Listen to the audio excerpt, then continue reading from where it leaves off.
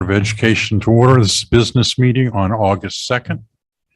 It is being broadcast in video by the county channel and conducted in hybrid fashion, both Zoom and in person.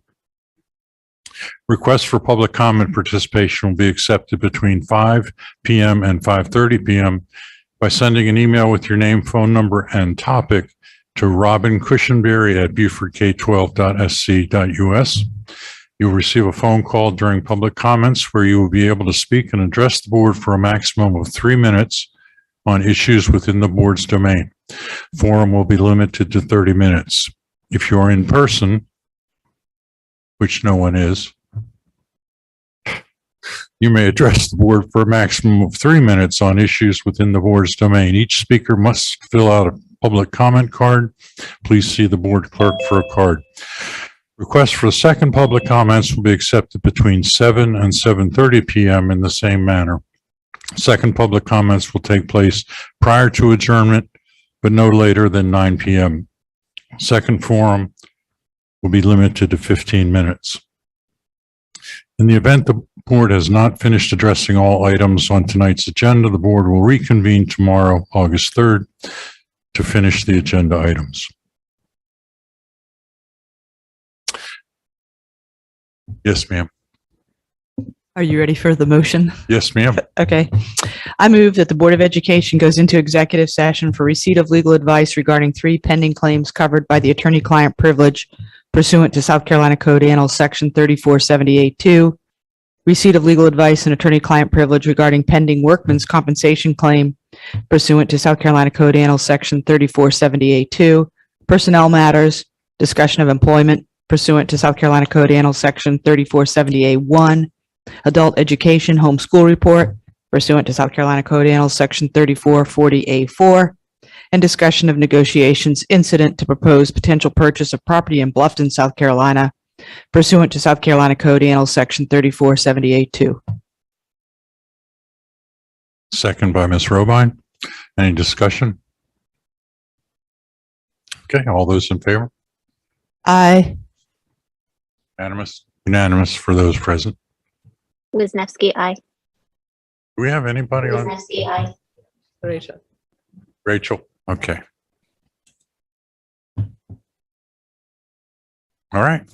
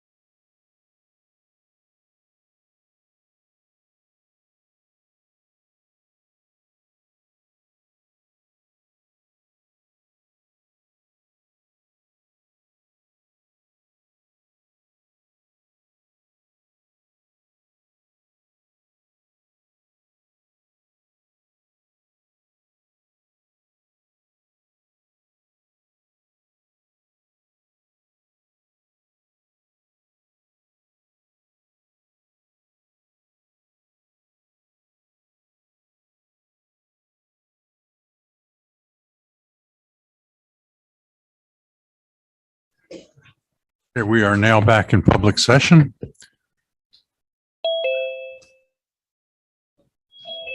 Like being at the ballpark.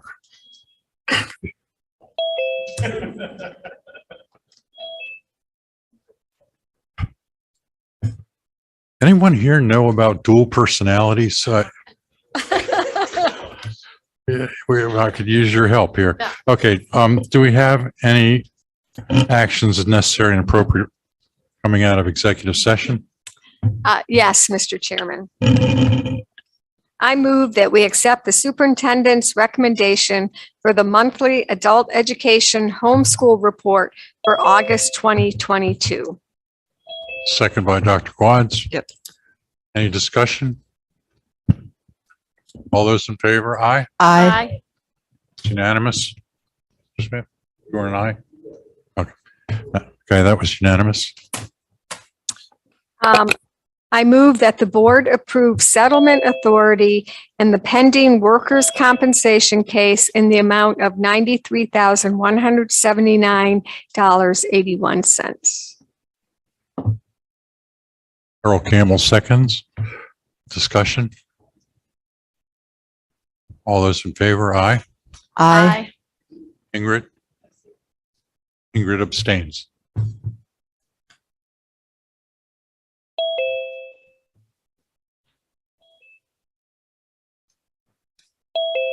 That's it. Okay, thank you. We need a motion to approve the agenda. Dr. Quads, I move that we approve tonight's agenda. second, Earl Campbell. Discussion? Rachel? I'd like to pull the final approval of GC 2.15 for adoption and put that under the policy committee report. That's if anybody wants me to explain why. That's the item that's in regard to the amendment of policies. And I think it would make more sense if we approve that and then move into the remainder of the items under the policy committee report. Okay, you're pulling it from Consent. consent? No, it's Yeah, under- okay. Right now it's No, under board it's under board business action.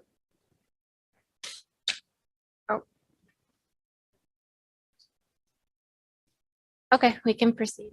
Okay. If we want to. Takes 2/3.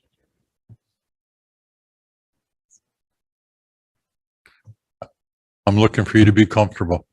So you could ask to move it under your, what you want to do is move it under your Yeah. report? Yeah, you can do that. That requires a 2/3, correct? No, I because we think so. haven't approved the agenda yet. Oh, yeah, It that's just true. makes more common sense to It have it does. under your It- operations That report. one does because of what it is. I don't think there's going to be a big brouhaha. You move it where you Okay, want to move it. thank you. I'd So I like to second. amend the agenda to move the approval of GC 2.15 for adoption under the policy committee report. I second. Okay, second by Ms. Robine. Discussion? All those in favor? Aye. Aye. That was unanimous. And now we go back to the approval of the agenda. Have a motion. Discussion? I moved it. Okay. Earl seconded. Yeah, Earl seconded. Yeah. Okay, all those in favor? Aye. Aye. Approving agenda. Unanimous. Right. All right. Okay, if we could all stand for the pledge, please.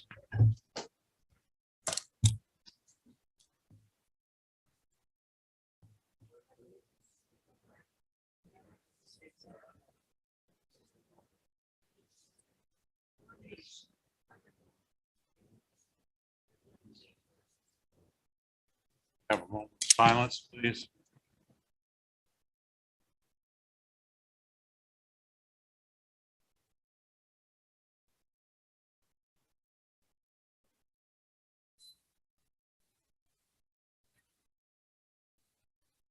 Has been properly notified. Takes us to the points of celebration. Dr. Rodriguez. Thank you, Chairman Stribinger. This evening, under point of celebration, we want to take a moment and recognize a few recognitions that are have happened within our system. And the first one of those is the Beaufort County School District was awarded the Certificate of Achievement for Excellence in Financial Reporting. It's no secret that our district has an excellent finance staff.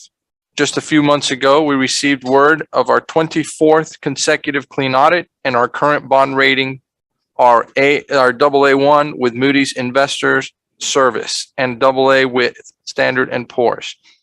Now we have received word that our staff has earned its 32nd consecutive national award for excellence from the Government Finance Officers Association of the United States and Canada. The GFOA's Certificate of Achievement for Excellence in Financial Reporting recognized the school district's 2021 annual financial report. GFOA said its award honors financial reports that demonstrate a constructive spirit of full disclosure and that clearly communicate a school district's financial story and motivate citizens to read the annual report. It said the award represents the highest form of recognition in the area of governmental accounting and financial reporting, and its attainment represents a significant accomplishment by a government and its management. I want to congratulate our finance staff, particularly our Chief Finance Officer, Ms. Tanya Crosby, Financial Services Officer, Mr. Reggie Murphy, Director of Budget and Procurement, Ms. Jennifer Hamblin, our Director of Finance, Ms. Lori Mock, and Budget Analyst Louis Ackerman, as well as everybody else in that team. To win this award in any year is an outstanding accomplishment, but to win it for 32 consecutive years is truly remarkable. It's an achievement that demonstrates year in and year out that the expenditure of our community's tax dollars is being reported in an efficient and a transparent way. So Ms. Crosby and any members of her staff who are here tonight, please come forward. I want to publicly congratulate them for this magnificent award.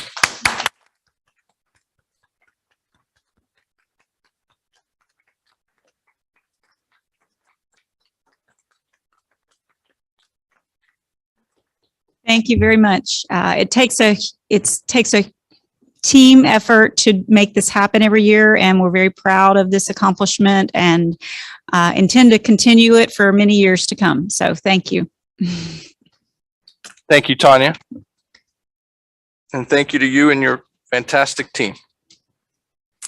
The next item that I want to take a moment to mention and recognize is our retirees.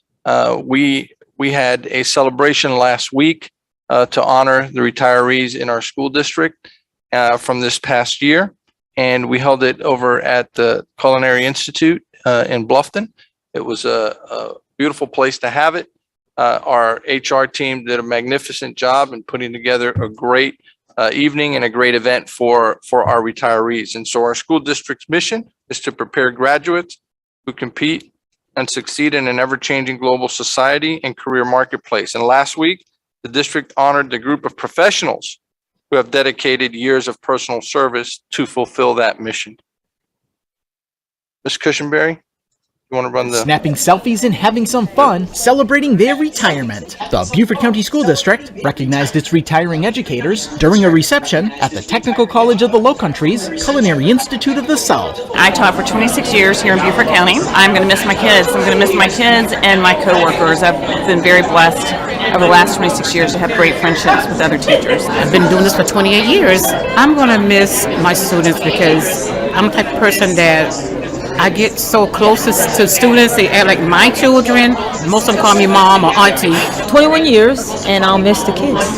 You know, I mean, that's what I was there for. That's the hardest part, was retiring, was to say bye to the kids. So that's going to be this biggest thing that I'm going to miss, is being around the kids. During the celebration, the district thanked the retirees, presenting each of them with a plaque highlighting their years of service as well as a gift.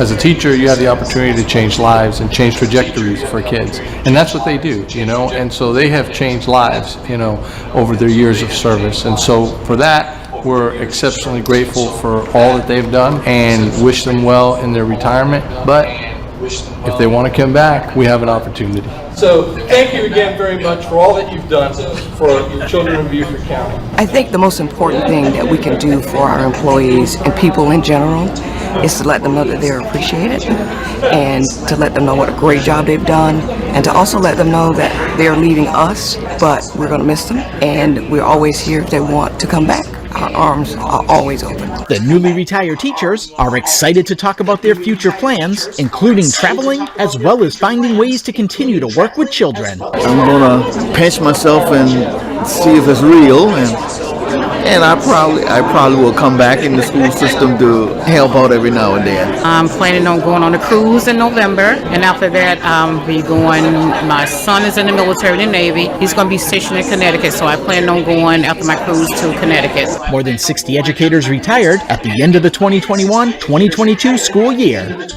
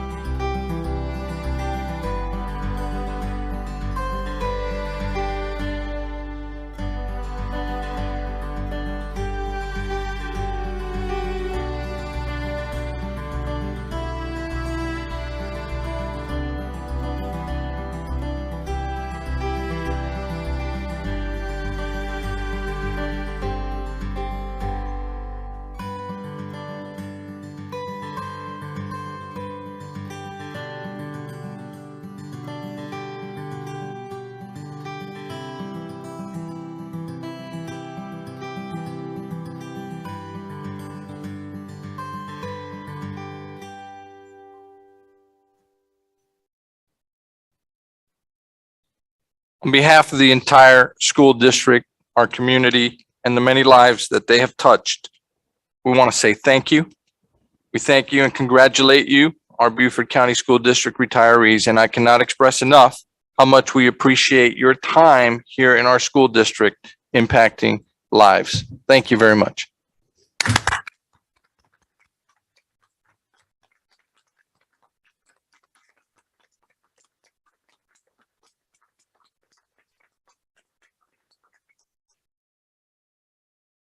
Chairman Stribinger, that concludes our points of celebration this evening. Thank you. Mr. Scribbage, I just wanted to add one more thing to Dr. Rodriguez's report. That he did extend it. I appreciate him for extending the olive branch to come back. Half of them called me and told me they're coming back.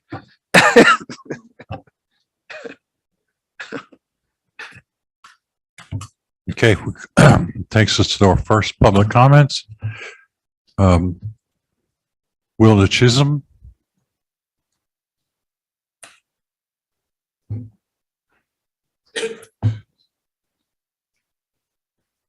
Good evening, and thank you for this opportunity.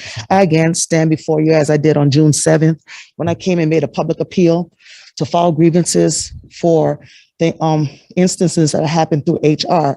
I, at that time, requested to have copies of my paycheck stub because I've been taken, the right for me to have copies on email has been revoked. I have not received one paycheck stub since May, and those requests, 17 of them have been ignored. Since that time, I have come to the district office 7 times. I've left several emails. I now have another grievance that I would like to file.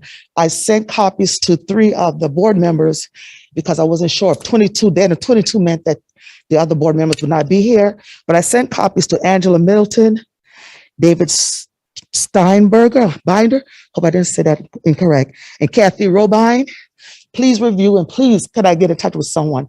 There are so many services that are available to me without having a paycheck stub, not an itemized sheet.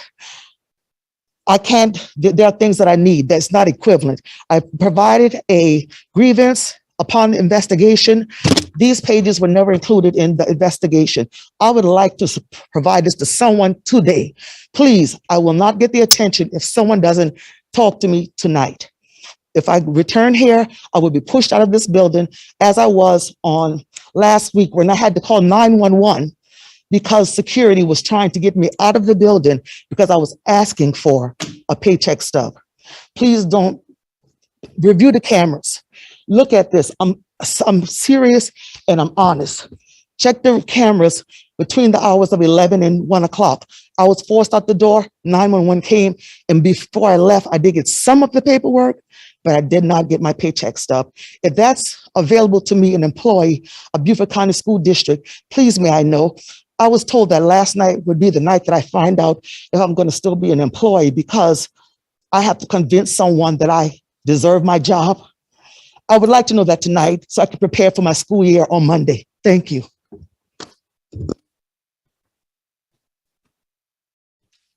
Do we have anyone on the phone? Okay, that concludes the public comments. The chairman's report. As we know, we sent a letter to County Council about the traffic options around Beaufort High School's entrance. I just want to let you know I got one response from Paul Somerville, District 2. He agreed we need to have substantive input to that decision. His suggestion was document our questions and concerns and get them to Stu Rodman, but also copy the rest of council. I thought that was wise advice. So I just wanted to let everybody know that we did get somebody to respond to that letter. Committee reports. Academics. Thank you. Our last academic committee meeting was held on July 26th. And at that time, we revisited just a bit of the IS 38 and IS 38.1. But most of the meeting was spent on OE 12, which is the instructional program. We had an extensive presentation by Dr. Stratos and her team, her marvelous team. They're all sitting back there. It's the A+ team back there. So they presented us with data and information regarding OE6, sorry, can't talk, OE12. And the academic committee voted unanimously to place it on the agenda, on the consent agenda for that as being compliant. So that's on the consent agenda this evening. And our next meeting is August 24th at 5 p.m. Thank you. Operations. Thank you, Mr. Chairman. And just as a comment, I have also heard from my county representative, and I think other board members have heard from their county representatives. So I don't think it's just one that's reached out. We have 4 ARs that we're going to go. Does anybody want to share what their responses were? Do you want me to share what my response was? I think when we get a response from county council, we should share with the full board, and then we all know what's going on. Yeah. Yes, Stu Rodman sent an email to me as the committee chairman saying that we should provide feedback on alternatives 4 and 5 and also make suggestions about what other alternatives should be considered. I forwarded that on to Robert Otting. The next meeting is scheduled August 20th or 22nd, I believe, for public facilities. And we have a operations committee on August 10th, where we're going to be talking about some of these issues as well. I know Tricia Fidrich has been in touch with her county councilman. She's not here, but she also just kind of got there. She was soliciting feedback. And then I think we're going to have another meeting as an operations council to talk about all the different options that are on the table. But I didn't want to leave with the impression that the rest of county council hadn't responded. I think Mr. Somerville responded more officially as your representative and CC'd the full board. But I have also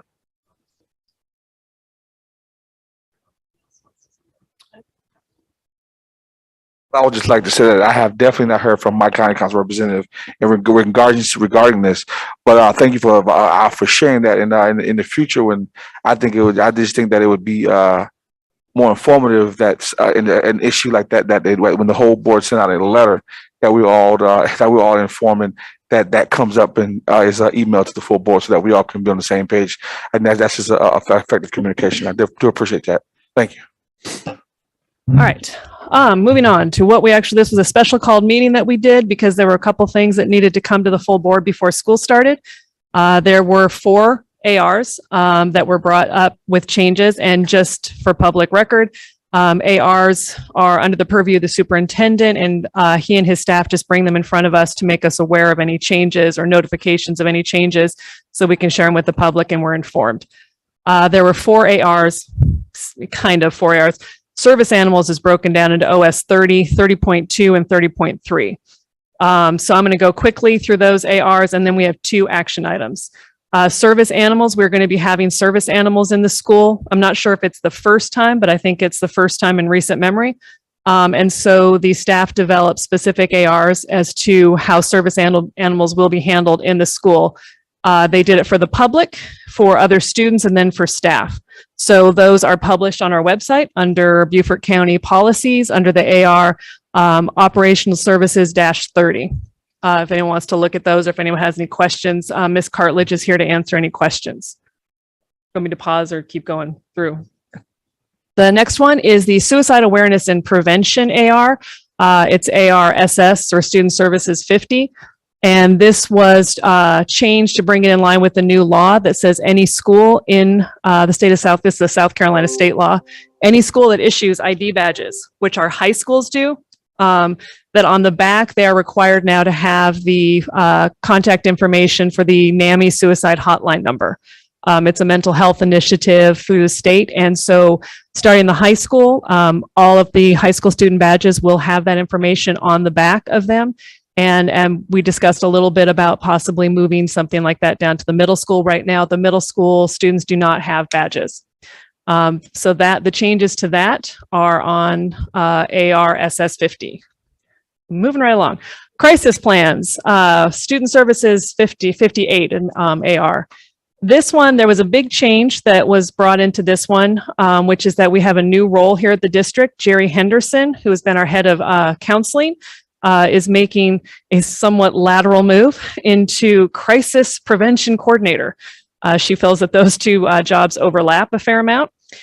So basically, she is going to be working with David Grissom and Candace Bruder and other crisis prevention staff in terms of training, professional development. She'll be doing a lot of coordination. And if you read through the changes to this AR, it's really trying to centralize and coordinate our crisis response. So glad to have Ms. Henderson in that role.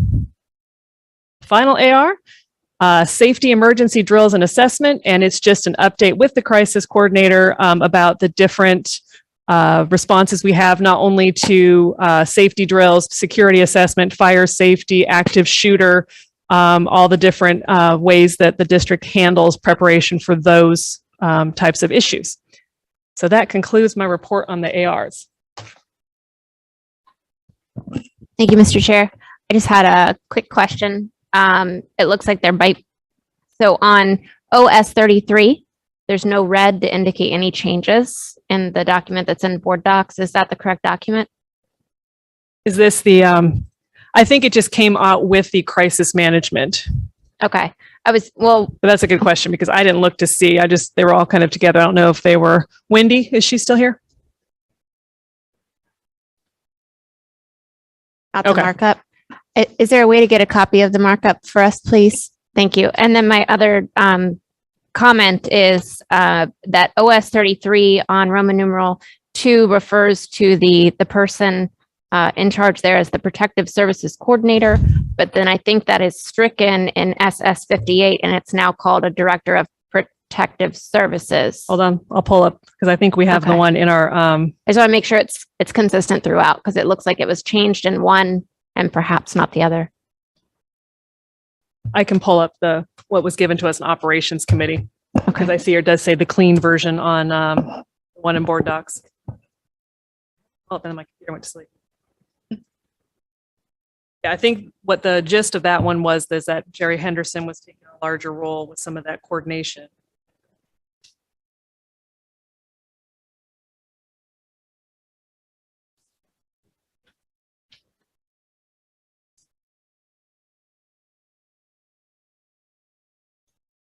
There, Sam, it's loading. Okay. So yeah, the role of protective custody serving as the principal of each school will ensure that a copy of their school emergency plan is on file at the BCSD.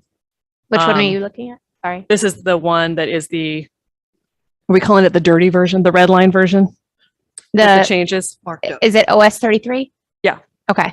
On OS 33, Roman numeral 2, it says the role of Protective Services Coordinator. Yeah. And so what that is still apparently the thing, the role of Protective Service Coordinator. I'll read you section 2. Who is that? Dr. Rodriguez. Grissom. Okay, because that's where I think my confusion lies because in SS 58, Dave Grissom is referred to as the Director of Protective Services. So it's two different titles, essentially. Yeah, I think that's just a. I just want to make sure it's clear in the docs We'll get that that we squared look away at. on there.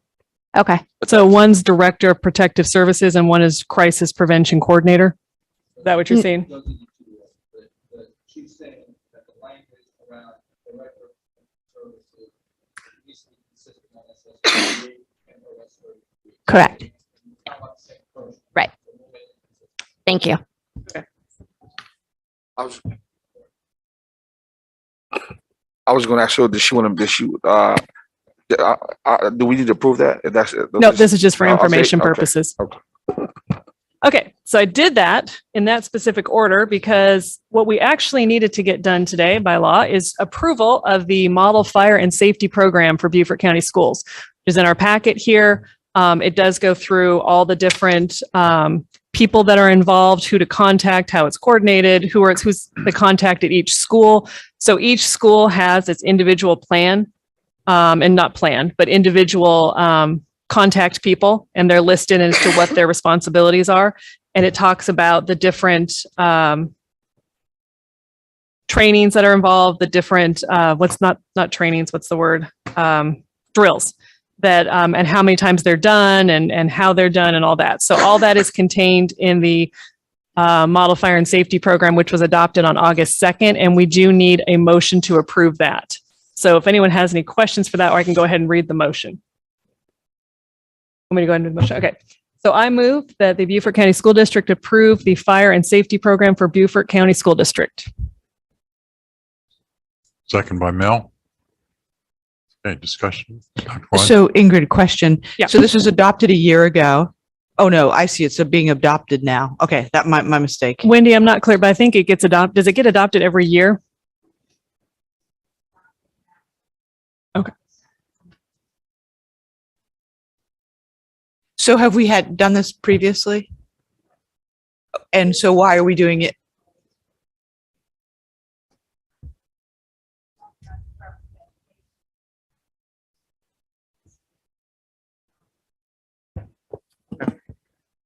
So I'll just say there are,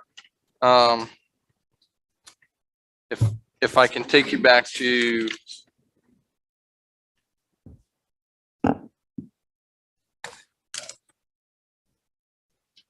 around 14 pages back, which says Exhibit 1.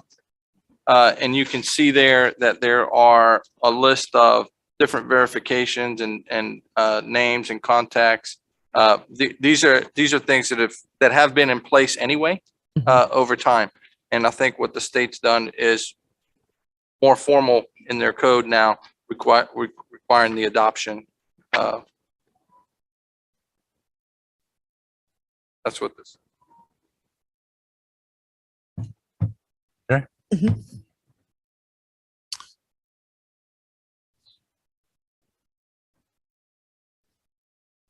I have a question about letter E, crowd management.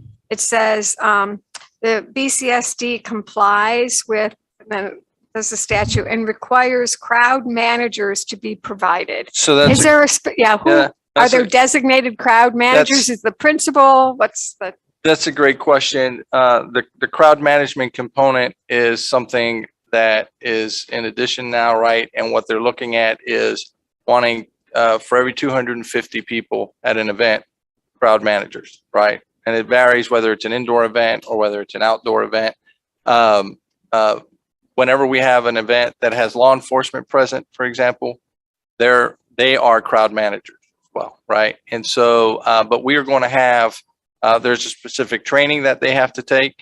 And so we will have our administrators trained, our athletic directors trained, and various other more appropriate personnel that typically participate in events that draw larger crowds, so that we will be in compliance with that.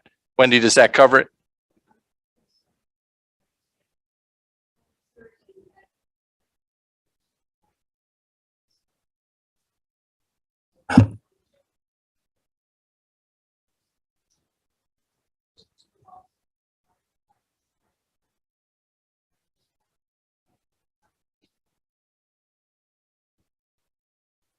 Yep. Thank you. Thank you. Okay, no further. Okay. Just for clarification, and this is supposed to be submitted to the state. Yes. Before we do that, also, can we put some numbers at the bottom of this page? And I see we do have the date. I guess the date that we're sending it, but could we have some numbers so that we can know page 1, page 2? That just adds something. Fine. Sure. That's a formatting thing that's easy to do. Thank you. Okay. All right. Motion on the floor is to approve the fire and safety program. All those in favor? Aye. Unanimous. All right, I'm almost done. We have one more motion. I need to make a motion to approve the deed of right-of-way at River Ridge Academy to Beaufort County. So I'll go ahead and make that motion, and then I'll explain to you a little bit about what that's about. Someone wants to second that motion? Can I get a second? All right. So there are 4 quitclaim deeds in your board packet.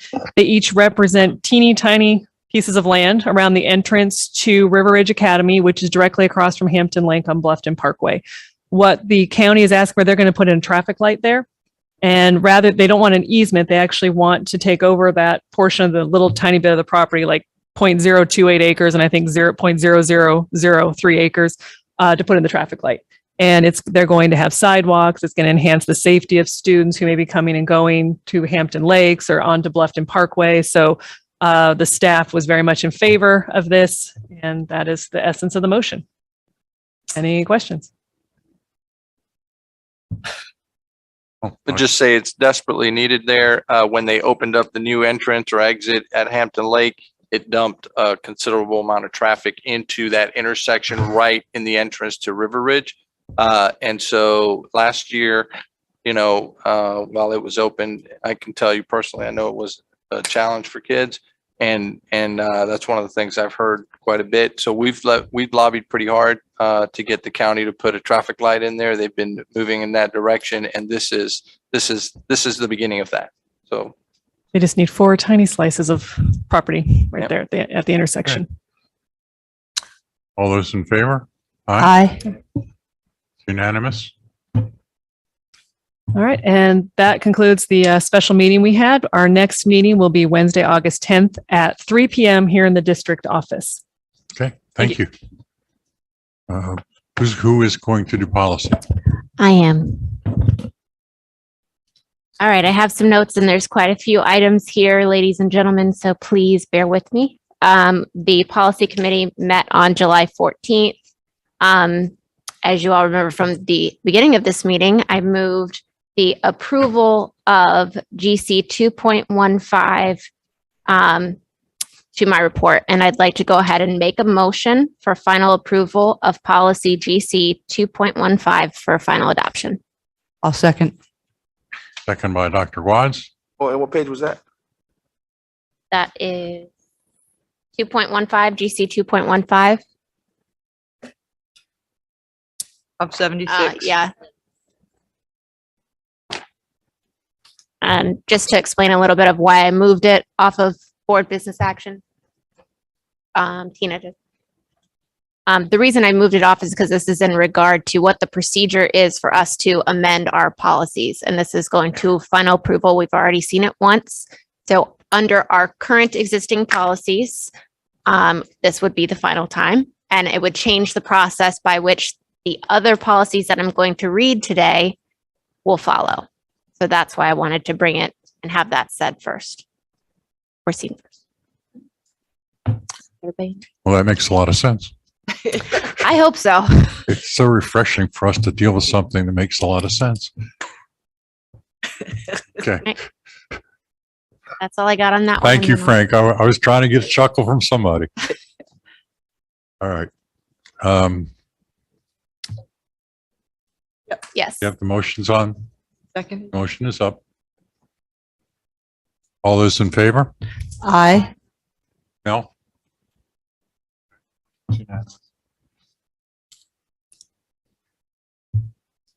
Thank you for that. And so next, I'm going to move following under that new policy of how we amend our policies. Moving on to OE 8.11, So this is going to fall under the superintendent's role. Again, this is an OE. This is the role of the superintendent. And what we did here in policy committee was that we changed this to address the AR need or gap, essentially. And we moved former OE 8.11 to 8.12. And that is on page 55 of 76. So what you'll see there is that we added essentially a policy there that instructs the superintendent to ensure that district administrative regulations regarding creating or changes to school logos and crests are outlined, monitored, and followed, because presently we do not have an AR in that regard. So, motion to approve OE 811 to state, quote, shall ensure that the district administrative regulations regarding creation or changes to school logos and crests are outlined, monitored, and followed, end quote, and move current OE 8.11 to OE 8.12. I'll second. And Dr. Quad, second. So under the new policy, we've discussed this already once. Yes, So because it now was we're gonna already approve sent to it. policy committee, and this is Okay. coming out of policy. We used to have to do 3 readings, and now it's down to 2. And that's Nice. efficiency. Okay. Any discussion? All those in favor? Oh, I Oops, think I'm sorry. Robert's got- I asked about this and I'd missed the policy meeting, so I apologize. I tried to watch on county council. Changes to school logos and crests, changes to school names, mascots, or colors, does that all file under the same thing? Or there was another section I'm trying to remember.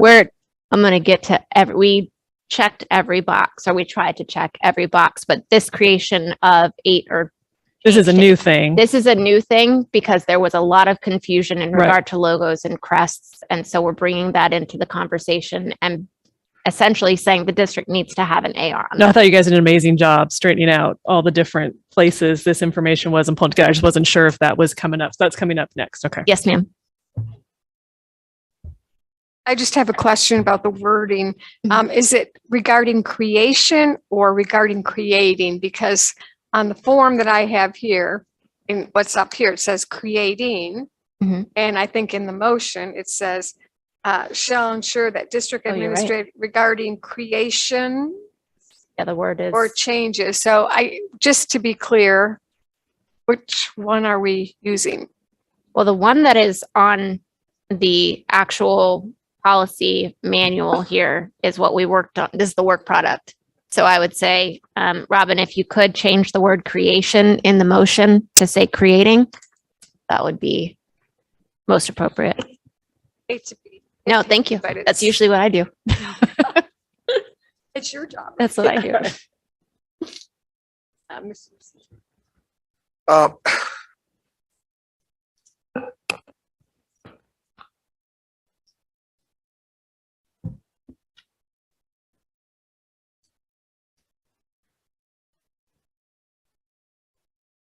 I was just a little concerned when it says right here on page 55 to 76, where it says approval of new or requested to change. And Which one are you looking at? What number? on number 10. We're not there yet, sir. Oh, okay. We're only on 11, but I will get to that. Okay.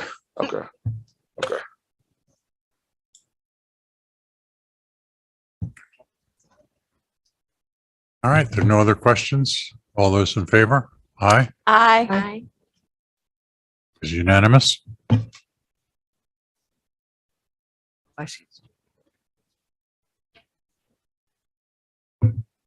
Okay. The next item is in regard to that OE 8.10 that you were referencing, Mr. Smith, and GC 3.8 and additions to 3.9 and 311. So I'm going to go ahead and make the motion and then I'll discuss.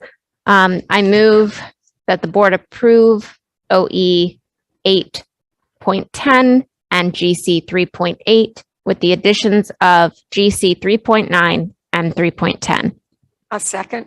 Second by Ms. Robine. Okay. And so to explain those, again, OE 8.10 is going to be in regard to the superintendent's responsibilities.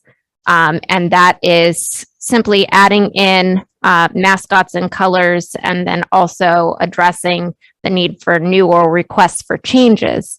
So we are clarifying previous language to include all of the different scenarios that were not encompassed previously. In terms of changing previous, where's that spelled out at? Because when I read if 10, you go, sorry. when I read 10, I don't see that in there. I'm just concerned with the or request to change. To change, it could be to change. I just want to be specific as possible. As in, if you're like you're requesting to redo or to make the emblem change, then So this is laying out the process that the superintendent is required to follow in regard to any names, mascots, or colors for schools. Okay. And then it goes, and then when we get to GC 3.8, 3.9, and 310, that's in regard to the board's roles and responsibilities. So just, I'm seeking clarification on this. So here's how I understand it. Tell me if I'm wrong or clarify for me if I'm wrong.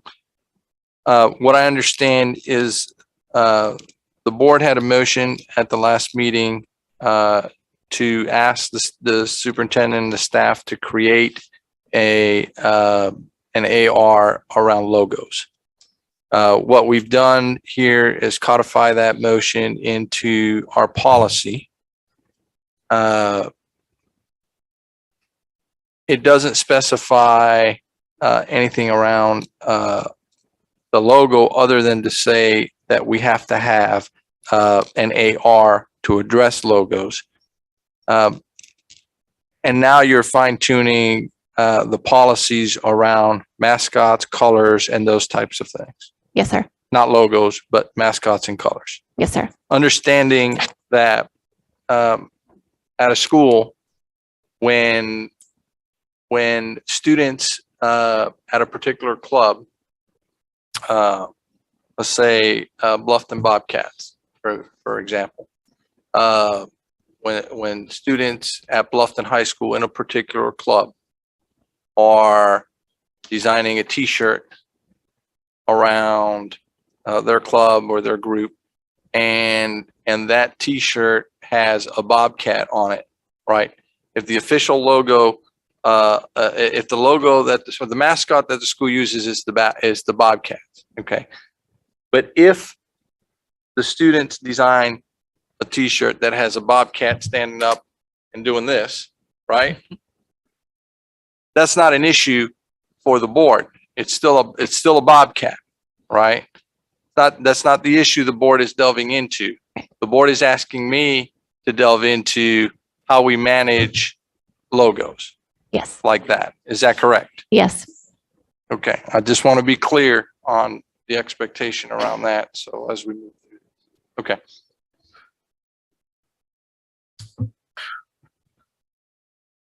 A question for clarification too. On, I guess it's GC 310, the one about consider and approve names for adjunct facilities, et cetera. It talks about a committee. In 8, it says a board recommended ad hoc committee, board appointed ad hoc community committee. What kind of committee is going to be, is it just whatever the school decides? Can anyone make themselves a committee? I'm a little concerned about, just consistency of process. I'm confused. No, and totally makes sense because I hadn't really explained the GC ones yet. So the GC 3.8 is going to be in regard to new items. 3.9 is going to be in regard to existing facilities, and 3.10 is in regard to adjunct facilities to include athletics facilities. When it talks about the ad hoc committees or community committees, the layout and the makeup of those is going to be found in our AR. In the AR. So there's an AR for changing the name of or naming adjunct in facilities. the composition of those ad hoc community committees. And we very specifically use that language because that's what they are referred to in the ARs. And it lays out what stakeholders are supposed to be engaged. And I don't know if we can get a copy of that, but it's in the policy. It's in the committee AR? meeting. Okay. The AR that lists out the types of players that should be on those. So for each one of these points, there's a committee, and then somewhere in the AR, there is some sort of a guideline as to who appoints the committee and what the committee needs to be composed of. Yes. Okay. Because we have one of these issues coming up before operations. I'll make sure it goes correctly. Number 9 and number 10 actually specify who's on that committee. Right. It says 10 a does? committee comprised of the requesting schools, SIC members, staff, students, and community members. Yeah, my question was And who appoints it? Well, so when things come forward, it would be based on past things, naming of adjunct things. They've come from the SIC committees. Okay. So, Ms. Robine said exactly what I was going to say. To that degree, I'm not sure whether my question kind of falls in that. I was kind of rereading it, and I remember during the discussion, I still feel that even though we've come up with some of these, that there's still room for error here, because my question is, even at the board level, at what degree and what mechanism have we put in place for what took place to not take place again? Because the fact that you still have the school level and the district level. So how at the district level do we know when something like what Dr. Rodriguez just says take place, when you do change the bobcat to a cat or to a wildcat? You know, how do we know exactly what? I mean, what measures have we put in place, or what steps have we put in place to be known about that? I just want to clarify, because since this is a public meeting and this is a highly sensitive topic for our community, I mean, we've seen that, we've witnessed that. I didn't say if they change a bobcat to a wildcat or to a cat. What I said was, if they have their typical depiction of a bobcat head, and then all of a sudden the club wants to show a bobcat, still a bobcat, standing up, thumbs up like this, right? That's a different look for the Bobcat, right? That's a logo thing. That's something on a t-shirt. That's not their mascot, right? Their mascot is still the Bobcat. So that's the example I was giving. Well, in other words, I just said, even if you did the eagle, in other words, if it was the eagle versus to a bird or whatever it was at Beaufort High, then you have the same issue. And my question is, what's the process and what makes this process? I understand that we didn't have these regs now, and I mean, we didn't have these OEs. Now we have these OEs, but I feel that there's room well, I know we don't have ARs anymore. I'm just saying we have OEs. Even though we have these OEs, what in these OEs stop that from happening, Mrs. Roman? That's what I'm asking. Please. I mean, so to be clear, we just approved that OE 8.11, and that's to address what you're talking about. I haven't seen the AR yet because we just approved it and we've sent it to Dr. Rodriguez, and he's gonna let us see what that AR looks like. So I cannot answer your question with any level of confidence, but I do know that we now have a directive that's been given to the district that was not there before. So now there's actually action that can be taken and processes that can be put in place to address that issue for the future. It wasn't there before. That help? Yeah. Is there a motion? Are we good to go for the motion?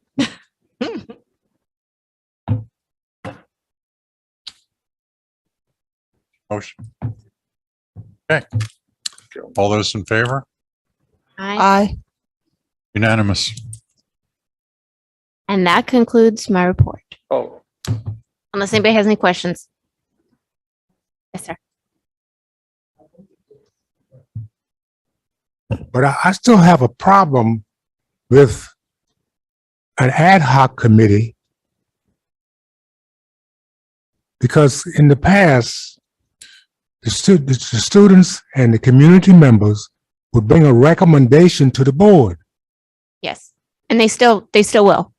So only on new facilities is where there's an ad hoc committee formed, and there's a very distinct makeup of that committee. But on existing facilities, athletics or adjunct facilities, that's going to come from an SIC. Okay. So that's what we clarified, is that, to your point, if students, staff members of those existing facilities. Thank you. Dr. Cross? I'd just like to make a suggestion about this process, and that we only have, single pages of our policy manual. Could the top of it at least say what that page is, which policy it is? It would just make it a lot quicker and easier.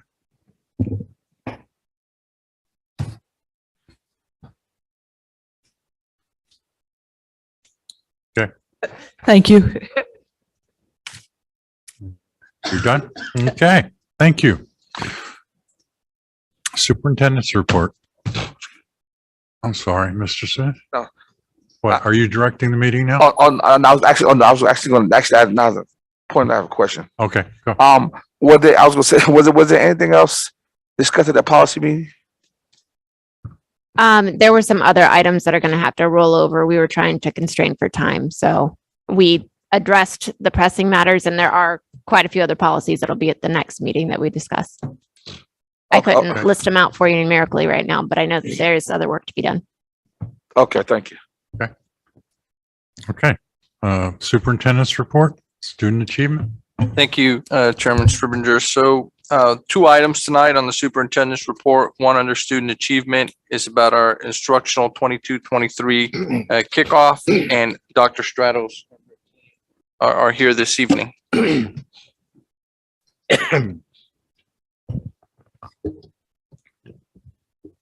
Good evening, Chairman Stribinger and board members. This evening, we are highlighting academic initiatives for the upcoming school year. Presenters are here from the Instructional Services Division and the Department of Special Education that operates under Student Services, and their officer, Dr. Juliet White. Joining us this evening are Daniel Fallon, Director of Data Services, Nicholas Flowers, Elementary Director of Teaching and Learning, Ashley Hutchinson, Director of Readiness, Melissa Murray, Director of Literacy, Karen McKinsey, Secondary Director of Teaching and Learning, Charlene Surface, Director of Special Education, Diana Drumski, Coordinator of Multilingual Programs, Karen Gilbert, Director of Career Technical Education, Ralph Latali, Coordinator of Career Technical Education, and Dr. Juliette White, Officer of Student Services. As we start the presentation, I want to share a few additional points with the board. First, what is following is a snippet of the services that are provided to schools, teachers, and our students, and recognize that the year provides additional opportunities for district staff to provide continual updates. Second, currently, one of the largest professional development initiatives is currently taking place at May River High School, also at Beaufort Middle, and in Hilton Head. I want to thank our board members for sharing in the opening day's events. Additionally, I want to take a moment to make a special recognition to Dr. Campbell and the team who have worked to prepare and continue to produce excellent learning opportunities for Beaufort County School District. Finally, sir, with the permission of the board, I ask that we hold questions until the end of the presentation. This would allow for the continuity of the presentation. So thank you. I appreciate the opportunity to bring forward their work. And at that, I'd like to bring forward Daniel Fallon. Thank you.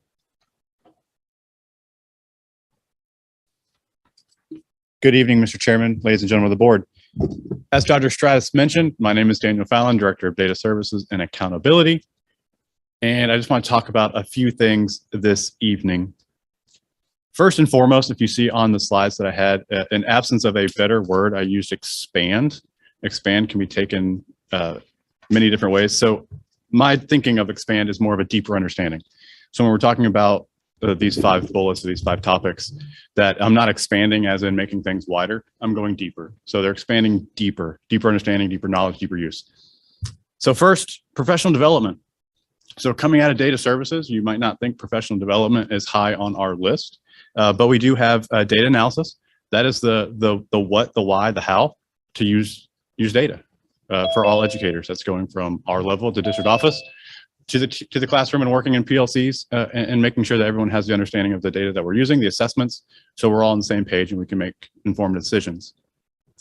Current programs, those include our student information system, Powerschool. We train our data clerks at the schools. We hold monthly meetings as well as other PD. We offer them PD outside of the district as well at state and regional areas. And then also just in general assessments.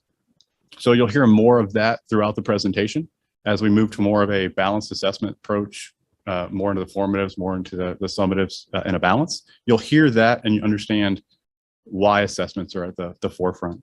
And finally, accountability. That's what I'm usually here talking to you all about. And I just want to take a second to read a small excerpt from the Education Oversight Committee Accountability Manual and Mr. Stribinger's quote earlier. Hopefully after this, it makes sense.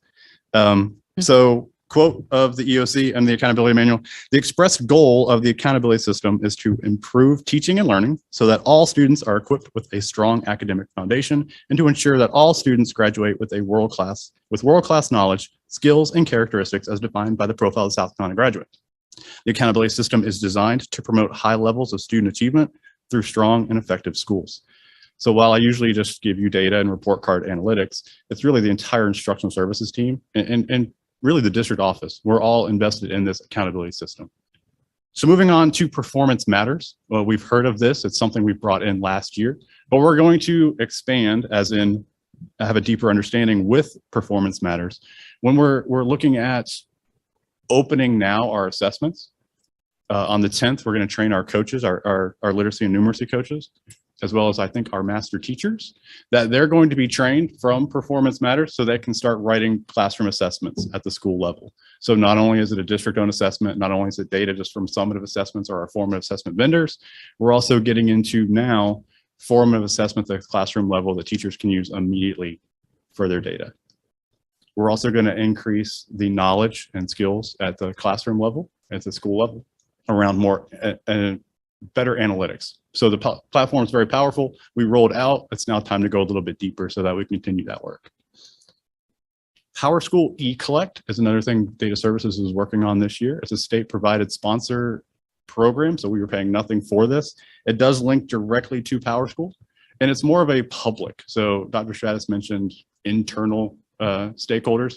This actually allows us to gather information, allow things to be a little bit easier for parents and students as far as the portal part of Powerschool. They can upload documentation, they can fill out surveys and whatnot. So we're working on that. We're going to roll that out and start using that this year at a more usable level, not just for state accountability.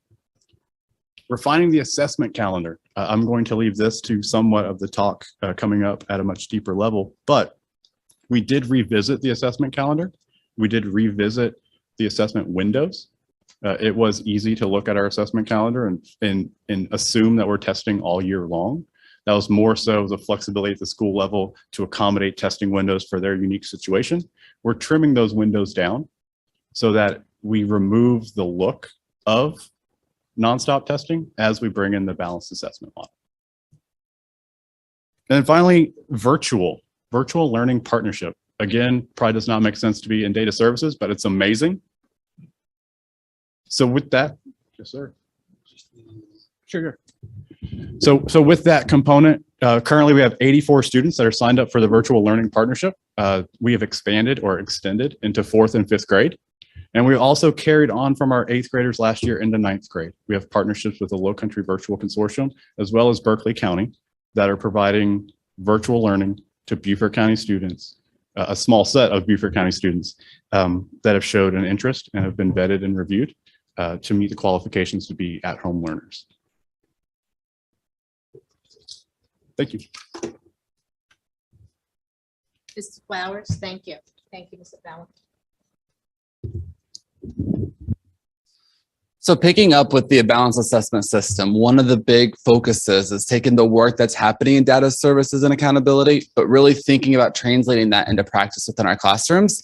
So we give a lot of assessments to students. And so the best analogy that I can give is if we really want to balance between formative assessments and summative assessments with those really interim benchmarks along the way. And so the critical piece is, if you've ever had company coming to visit your house, you don't wait and to the very end when you're serving the big dinner to say, how's it taste? Does it taste good? As you go along and cooking that soup and your meal, you're going to test it along the way to make sure things are coming along. And so to ensure that we are preparing students for the very end to get that assessment of learning, we want to make sure that we have very strong assessments for learning along the way to really balance that out, but also ensuring that we're not over-assessing students and we're giving out meaningful aspects of assessments to ensure that we're capturing the biggest picture to drive our instruction as we move forward. Part of that work then, we'll have this school year, we will be giving out 2 benchmark assessments that the district created. So in Performance Matters, that is just the platform that we will be administering it from. But over the summer and along the way, we've been working on building assessments within there. So we'll end up with 2 district benchmark assessments that are specifically aligned to our state standards, and then being able to use that in conjunction with the other assessments that are administered, such as MAP, iReady, and all of that. The work along there has also really been aligned to Karen Hess's work, which is what SC Ready and all of that really looks for when we think about depth of knowledge. And one of the big aspects is her cognitive rigor matrix. So really ensuring that we're preparing students for the assessment, but also for real life to think deeper, to go further, and all of that. The next piece then is gifted and talented education. Oh, sorry. Mr. Flowers, I'll just add that in addition to that work, it's also grounded in the work of Rick Stiggins with balanced assessment systems. And we have been fortunate enough to have Rick Stiggins here working with our team and working with our staff and sharing his expertise and his insights around building balanced assessment systems. Yeah, and especially his assessments for learning, that strong formative aspect. So then the next piece, gifted and talented. So within there, we want to ensure that we have an identification process that removes any barriers and any situations that could come up regardless of the child's background, where they live in the county, and all of that. And so the only way to really look at that is having a universal approach that regardless of where you are, you have the same access to be identified. So To identifying gifted and talented, you have achievement and you have aptitude are the two areas we look for. Achievement happens every year in school. That would be your MAP assessment, your iReady, because they're norm referenced. When it comes then that you could have a student that we're looking at, if we don't see it there, the other way we could look at is an aptitude assessment. So do they have the ability to perform high? So one of the things for this year, we are going to be assessing fourth graders and sixth graders and giving them an aptitude assessment. So we're hopeful then that we're going to be able to see the ability within students and to be able to use that then to identify students that may not have been identified. So we can take their ability to perform high and capture an actual achievement then. And then that'll happen through really that talent development aspect in our district plan. So the district strategic plan, it came to you in the spring. We'll be bringing it forward again later this spring.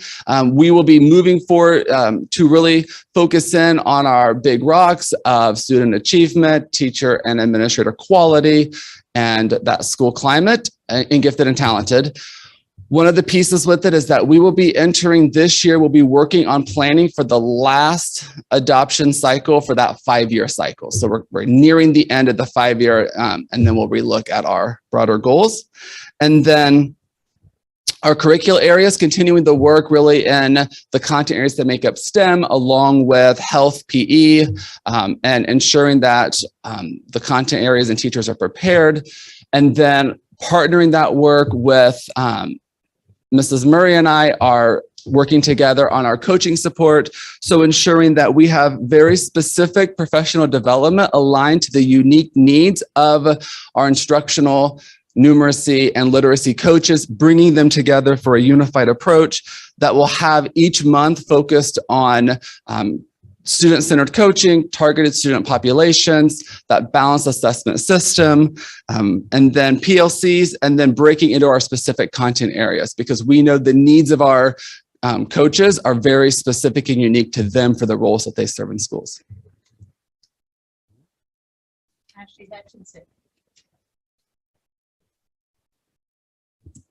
Good evening. I'm Ashley Hutchison, Director of Readiness. I'm going to talk a little bit tonight about what we are doing in early childhood to continue the efforts that the district and our ISD team is working towards.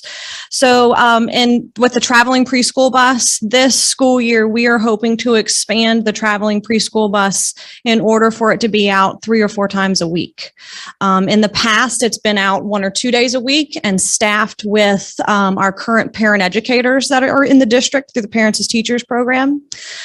This school year, we are going to put a certified early childhood teacher on the bus, along with 2 instructional assistants, in order for the bus to be in the community more often and provide a deeper instruction on the bus, you know, a little preschool morning classroom to get children connected to the district and other early childhood programs earlier. The Parents as Teachers program, we recently won the Blue Ribbon Quality Endorsement Award for providing the highest quality home visitation program. We're going to receive that award at the end of the month. We're going to go out to Colorado and be recognized for that. So we're excited about that. We currently have 5 parent educators in the district. They're continuing to serve families birth to 5 years old who are in need of home visitation services and school readiness. Child Find and Early Childhood Evaluation Team. This is a true collaboration with SPED, and Dr. White and Ms. Sifris are going to talk with it a little bit about it tonight. But we recently just closed out our school year, and that team evaluated 334 3, 4, or 5-year-olds last year for special education services. We have recently expanded those teams, so now we will have 2 fully functioning early childhood evaluation teams to help serve both sides and the entire county, which is great. Our early childhood instructional coaches that we put into place last year, Terry Oberg and Lindsay Tremere, are out in our schools every day targeting pre-kindergarten and kindergarten developmentally appropriate practices, also that are aligned with the district's initiatives. So really trying to build and teacher capacity in providing developmentally appropriate practices to build that strong foundation. Pre-kindergarten, currently, we have screened 725 children. So we are slowly recovering from our COVID. Our pre-kindergarten and early childhood in general across the nation was hit pretty hard. So we are recovering as far as seeing more 4 and 5-year-olds come into the district. We've screened 725. Out of that, 594 are eligible for a pre-kindergarten program. So remember, that means they're falling below the 50th percentile developmentally, or they have enough risk factors that contribute to that overall growth and development. Our new purposeful play-based kindergarten initiative that we're working on for this school year. The 4 schools that have we're starting this initiative with is Coosa Elementary School, Okatee Elementary, Mossy Oaks, and Port Royal. Those schools are right now preparing learning environments, so really looking and focusing on what that kindergarten classroom looks like, how children move around and manipulate and facilitate learning within the classroom. So creating the centers back, being able, so children are moving around the classroom, investigating, and really being able to manipulate learning manipulatives. We also are providing currently professional development that integrates the South Carolina Early Learning Standards through developmentally appropriate practices for that play-based, purposeful play-based kindergarten approach. Ms. Murray. Good evening. Thank you so much. So I'm going to start by focusing on the work that happened within curriculum mapping. You're probably seeing that we are all taking on pieces, but they connect to one another. So curriculum mapping just didn't happen in English language arts, but it also happened in math, science, and social studies. What we did this year was we really focused on those priority standards, refining that work from last year. We made sure that we aligned it to current programs. What we mean by that is state adopted resources so that it makes it easier and more succinct for our teachers and our students. In addition, we really focused on academic vocabulary, utilizing a common glossary and definitions. And this is in service of making sure that when teachers are using the academic vocabulary from the standards, that we have a common definition. So the students have a similar instructional component, that vocabulary and the definition throughout their education. As Mr. Flowers mentioned, we are working together in support to coaches. We use student-centered coaching as a model. What this means is we work with coaches to make sure that we know how to look at student evidence. Student evidence comes from the standards-based instruction. So they know how to work with teachers to provide standards-based goals, collect evidence from students, and then provide strategic feedback and work with teachers to help students get to the next level, to help students achieve mastery. So that's important to mention because sometimes when we think of coaching, we think of the teacher-centered coaching. Student-centered coaching really focuses in on student work and student work to the mastery of standards. And that aligns nicely with many of our goals. In addition, there was a team that worked on a PLC guide. So our coaches will be part of the implementation of that. So that way that the same kind of PDs, the support, the common definitions of PLC from the administrator level down to coaches. There's also going to be some work within instructional resources. So we have some writing work that we will be working on to support that. We have no red ink for our secondary schools. So there will be ongoing PD to support that implementation. You've heard me speak to that we are focusing in on the foundations of reading and intervention that aligns to teaching children phonics, phonemic awareness as the base to their reading practices. So we have SIPs to support that. And in addition, we have Reading Plus in the middle schools, which was last year was the first year. So we're going to continue with that implementation. So there's these additional layers of support for intervention for students based on their different needs. And then we are in year 2 of our scholastic literacy rollout. So that is tier 1 support for some of our elementary schools. So there will be ongoing PD and support for those schools again this year. Drilling down into the foundations of reading, the State Department of Education is having a letters training for some schools. So we are fortunate to have 8 schools participating in that training. And it is an intensive training over 2 years. It's agnostic to a curriculum, but it really helps teachers understand how students learn to read. So it's going to be a heavy lift. It is a lot of work, but it's going to make a very, very big difference because oftentimes, even in our education backgrounds, we did not learn to the degree that this course will teach us on encoding and decoding and those foundation reading skills. And then to work alongside of that, we continue to roll out and support the instructional materials that they will be able to utilize with their new learning from letters to support students in learning the foundations of reading, such as phonics and phonemic awareness at Tier 1, which is their core classroom, Tier 2, which is that strategic intervention, and even Tier 3, the comprehensive intervention that students need. All along the way, really monitoring the data for that. And then writing, last year we had a writing committee that met all throughout the year. It was very fluid, but it was great because almost every meeting there was about 10 schools represented. We spent the year looking at student evidence. So we brought in writing from across our schools. We looked at where we are, where we need to go. And from that, we are going to be putting in place a writing matrix this year.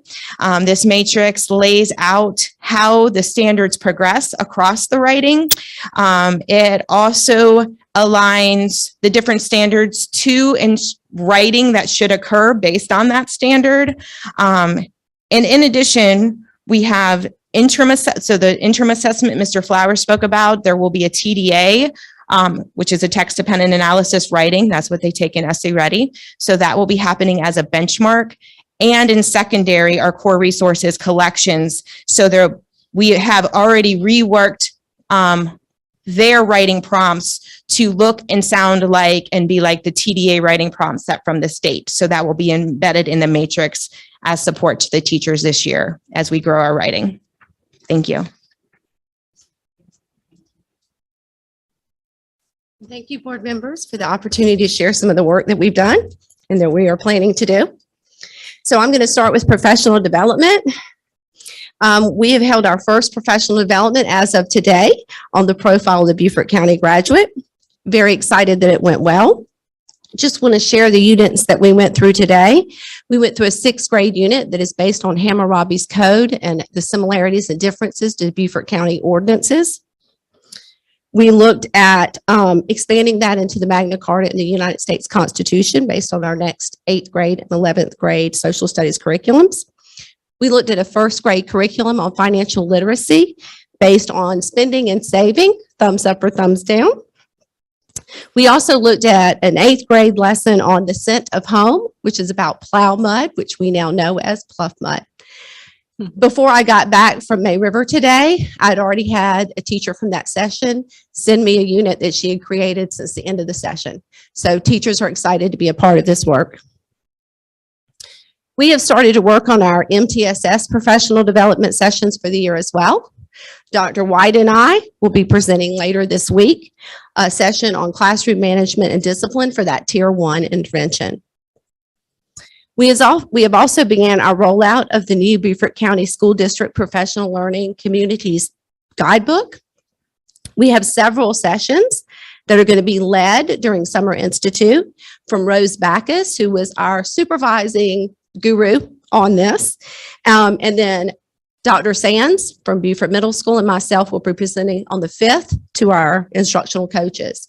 We really look forward to our PLC guide bringing some consistency to that collaboration process for increasing student achievement. School program support. 2 of our international baccalaureate schools this year have gotten new principals, and we are fortunate to have great principals sitting in those seats. However, we need to provide support for them as they move into an IB school. We will, as ISD, will be providing to them head of school and administrative training throughout the year in order to support that. Cambridge. Cambridge is a growing program in our schools. The Cambridge Academy provides students with the opportunity to pursue a rigorous program of study based on a standardized curriculum. The program really focuses on the opportunity to apply learning across the content areas.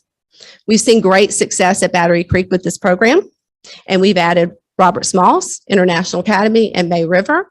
And again, Instructional Services will be supporting that throughout the year. World languages. Very pleased to say that in 2021, we had a 175% increase of students earning the seal of biliteracy. We went from 16 students to 44. Our goal this year is to support that initiative and continue to grow that opportunity for our students by focusing on the educators encouraging our students to take the access testing. I will be working with Kelly Penley and Diana Drumski on this initiative. And I'm going to be quite honest with you. We have a target. Our target is Lexington District 1. They had 128 students. Our goal is 130. Social studies. We plan to continue our focus on inquiry-based learning, which is part of our DBQ process that correlates to our 2019 South Carolina Social Studies standards. We offer 2 sessions to teachers today, and we will offer 2 sessions from the DBQ project on August 10th. We are very excited to have them with us. That will continue throughout the year. We will be doing a book study on a book called Why Won't You Just Tell Us the Answer by Bruce Lesh, which our State Department used in the development of our standards. So we think it's important to get that book in the hands of every single one of our social studies teachers. We're going to continue to support them with materials and resources as they continue to do explicit standards-based instruction. We also want to support our social studies through academic competitions. As you know, we currently have Model United Nations, Youth in Government, and Academic World Quest, all wonderful competitions. We want to offer that to more students. So we're looking at expanding that to all of our schools, high schools this year, and including some of our middle schools. We also plan to add National History Day as an option for our advanced 8th grade students in all middle schools. Academic arts. As you all know by now, my heart is invested in our arts program. We are going to continue to grow it this year. We are focusing on effective professional development. This week at our Summer Institute, we are providing 12 sessions through our Kennedy Center partner. On August 10th, we are providing 4 sessions that are performance arts based through Arts Now Georgia. We will continue that throughout the year, and we'll be working with our Kennedy Center on a new grant that we have focused on professional development. That was written by the Kennedy Center. They're just helping us out with it.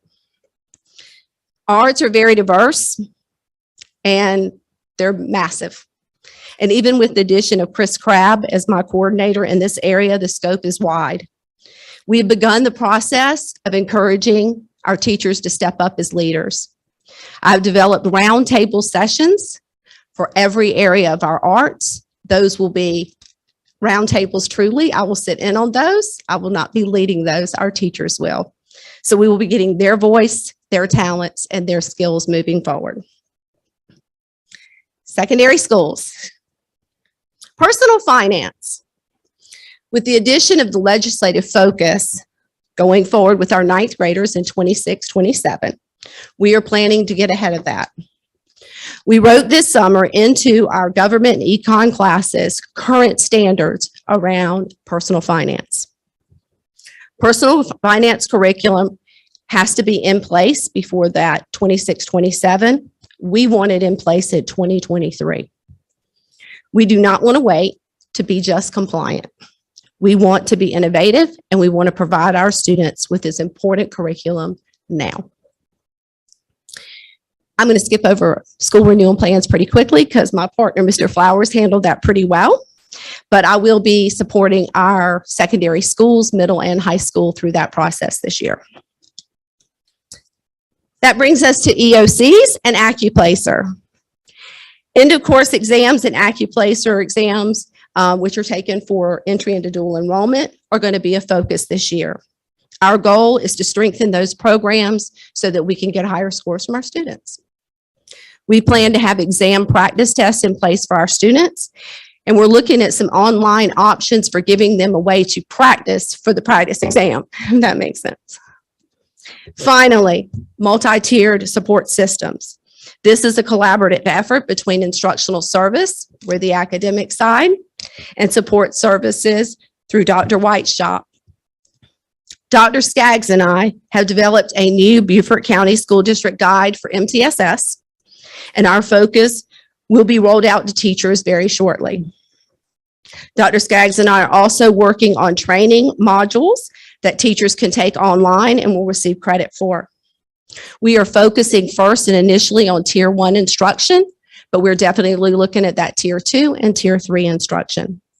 We're also looking to update the current evidence-based strategies that are listed in Enrich. We want to make sure that we have strong strategies for our teachers to put in place as they develop plans for our students. Just want to thank you again for the opportunity to share the work.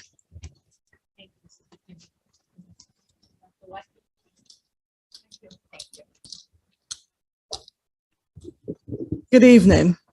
As you all see, it's such a great collaborative effort between the departments and instruction when it comes to working with students with disabilities. It can't be done in isolation. And as Dr. Rodriguez said to the group this morning, all means all. So special education has adopted the theme of HATS, helping all to succeed. And that can only be done with our collaboration and a focus on curriculum, especially special education curriculum. And with the pandemic and coming out of that and getting my performance data from the state, we have a long way to go to get caught up with the learning loss and continue to grow our students. So with that, I'm excited to say that we have hired 2 special education curriculum specialists whose focus is going to be primarily to support our special education teachers in the classroom, not sit in IEP meetings, not write IEPs, but go in, model, set up learning labs and all of that. And Ms. Surface is going to elaborate a little bit on what that will look like. But really, really excited about having those there. Laura Bruce and Melanie Jenkins-White, who both are coming to us from similar roles in their previous school district. So they're coming with lots of experiences as well to support our students. So I'm really excited about that and seeing what it's going to do for our students as we continue to move that target for great success with our students. So I'm going to have Carlene elaborate a little bit about one of our focus areas, which is professional knowledge and growth. I do strongly believe that if we continue to grow and mentor our teachers and work with them, that we will get the student outcomes that we have, and our IEPs will be compliant, and our kids will continue to reach high heights and expectations, along with working with the teachers on setting those high expectations, both in the intensive support classrooms and the supplemental classrooms as well. So Ms. Surface is going to explain a little bit about our pillar 4, which is professional knowledge and growth. Thank you, Dr. White. As you know, our students learn differently, and so do adults. So we're really thrilled with the addition of those 2 special education instructional specialists, but we're also equally as excited about the fact that we've expanded our models for professional development and growth and learning for not only teachers, but paraprofessionals and our related service staff. We open next Wednesday, August 10th, with almost 450 special educators. So that'll be at Beaufort High School at the Performing Arts Center. So we're excited. As part of the growth and learning process in these 12 models, Dr. White's talked a little bit about the instructional specialists and the lesson modeling. We surveyed all of the staff at the end of last school year. And so we specifically said, what's your learning style? How do you learn? Many of the teachers we knew, but we still felt it was important to gain their invaluable feedback.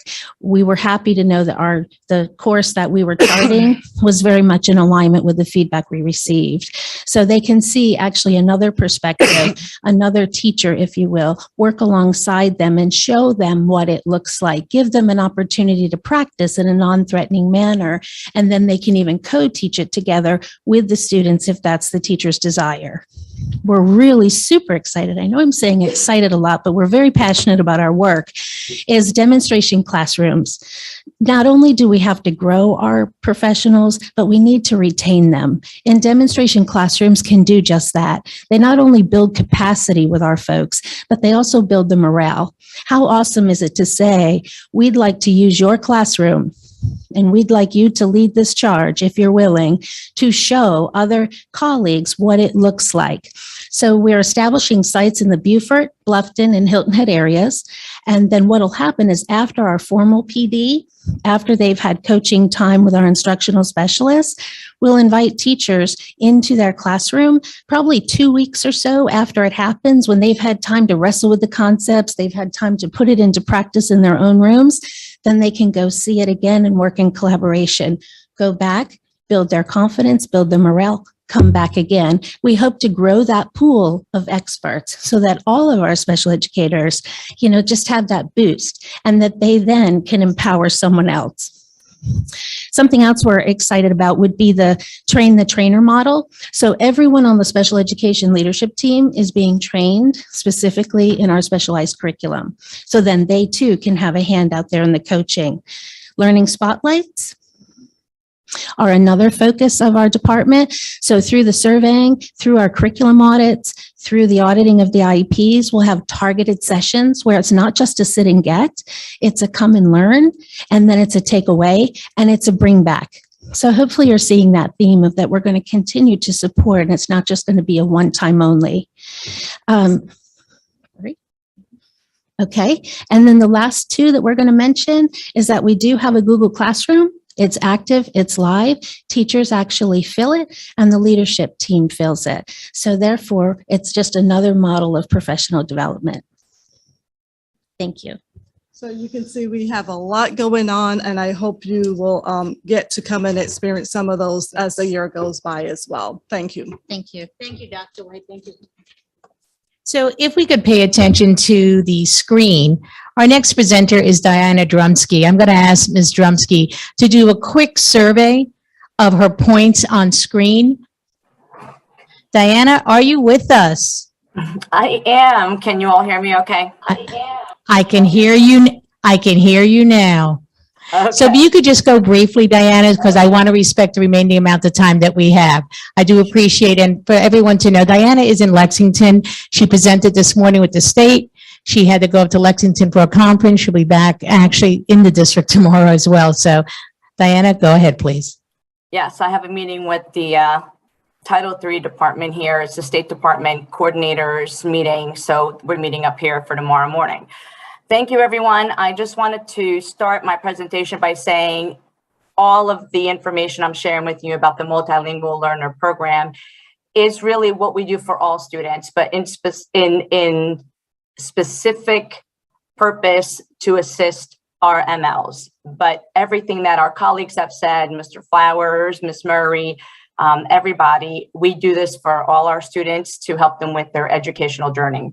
So I'll start with data.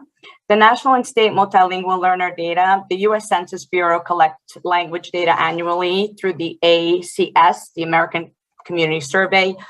And this year, we were just told last week that 63 million bilingual individuals are in our nation as we speak. As recognized by the federal law guidelines of South Carolina, we have grown from 43,000 to 47,718 bilingual individuals in our state. Currently, every school in South Carolina has multilingual learners. Goals for our 22-23 year.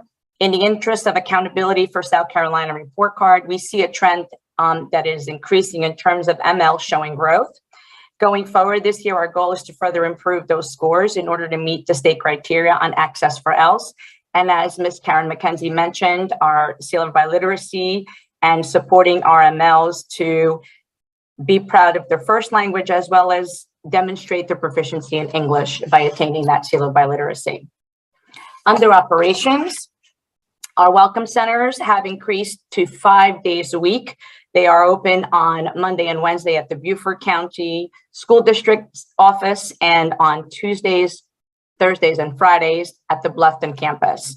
We have increased staff to 2 full-time, a bilingual liaison there, as well as a professional teacher screening for purposes of identifying MLs. It is no longer an appointment. It is a first come, first served basis. And we are already looking into how to improve that for next year because it has been very busy this year, everyone. Our bilingual liaisons were trained to be interpreters for special education paperwork and IEPs to be in compliance with the State Department. Dr. White and myself have had extensive conversations about that as well as Carlene and her team. So we've collaborated on that. We've also collaborated on improving registration processes at our welcome centers with Dr. White. We have also looked into our translation services and improving those, which we already have services in our district, but improving the capacity of our bilingual liaisons with their translation. In instruction. So Diana, if you could do me, Diana, Yes, if you ma'am. could do me a quick favor, just can you just briefly discuss the pilot that you're doing with the push-in model this coming year so I could turn the page to CTE? I'd appreciate it. Got it. So we will go right on to Thank you. instruction. Thank you. Thank you. Yep. So we're going to pilot in an effort to support the literacy for all students. We're going to launch a collaborative teaching pilot this year. 5 schools will be a part of that, of this cohort. Each school site administration will be asked to participate and commit to the piloting of this co-teaching model for a full year. Dr. Andrea Honningsfeld and Dr. Maria Dove, who are authors currently advising the South Carolina Department of Education in a co-teaching model, will be the lead for our district. We are in communication with them and they will come speak to our leadership, as well as offer and present and guide our teachers that are chosen for this pilot to guide them and offer professional development, anything that we need in order for this pilot to be successful. And that's really all I have. Thank you for Diana, greatly appreciated. And no problem. And I'd like to bring forward Mrs. Gilbert and Ralph Vitale because CTE ties all of this together. Come on down. Mr. Chairman and board members, thank you so much for the opportunity. And as you've heard the hard work of our colleagues, you're correct that Dr. Stratus and that they perform on or help our students to move the needle for academic attainment, and then career and technical education takes it to that next level to make sure they're college and career prepared. So just a few updates of some exciting things that's going to be upcoming. So we want to always align with state initiatives. And we have been building upon our students who earn industry certifications. So now there is a focus on stackable credentialing. The value of that is it's offering our students an opportunity to better market themselves as they move into their field after graduation. We will be, this will be funded through CTE state funds. And we have already a process in place, and we are going to be offering an IC3 digital literacy multi-tiered certification. It'll be 3 levels that students can start in the 9th grade, and they'll be able to attempt by the end of their senior year. And again, this will align with our computer science standards. Another area that we will seek input is with our outreach with business and community. We want to make sure that what our students are learning and earning in our CTE classes align with business and industry needs. So Beaufort Memorial Hospital is a major initiative that we will continue to expand this year. They have an excellent program they've developed called PATH, People Achieving Their Highest, and they are very welcoming of our high school health sciences and sports medicine students, as well as when our students graduate.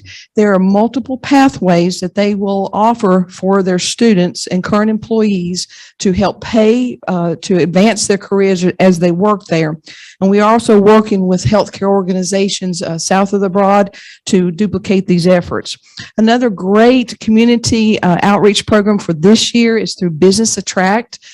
We have several community leaders that are doing a huge outreach of mainly targeting parents to let them know what type of resources and jobs that we have in the community.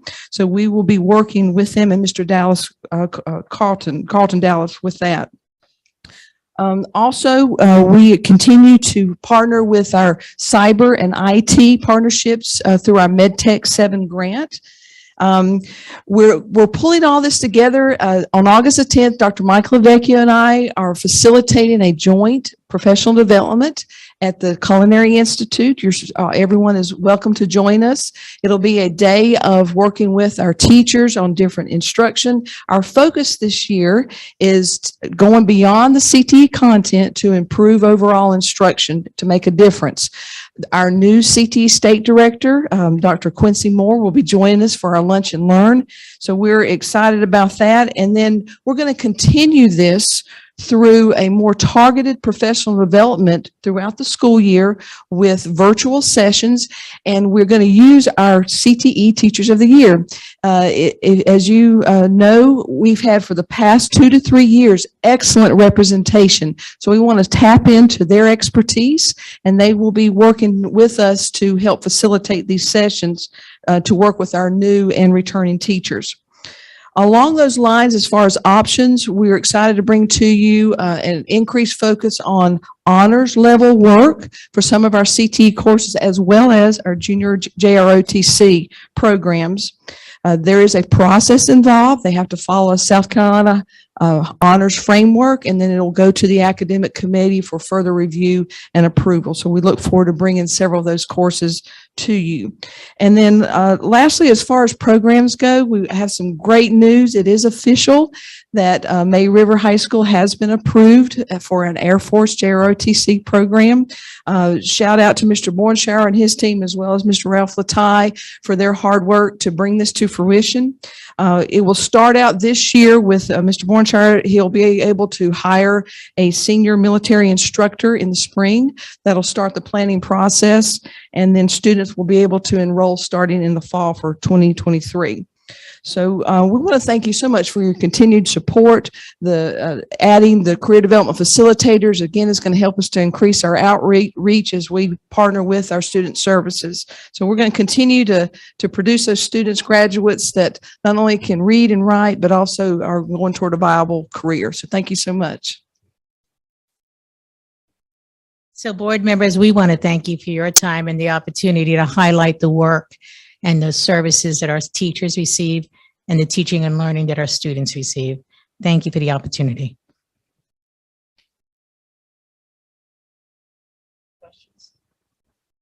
I just have a question for Ms. Hutchinson.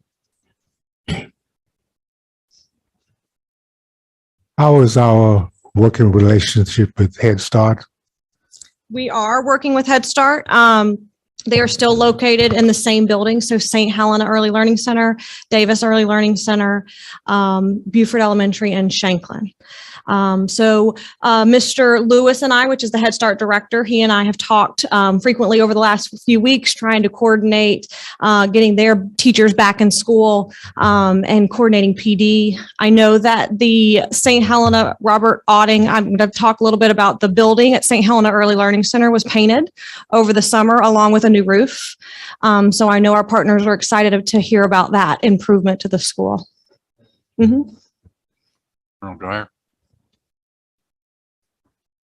I don't have any questions, but I have some comments.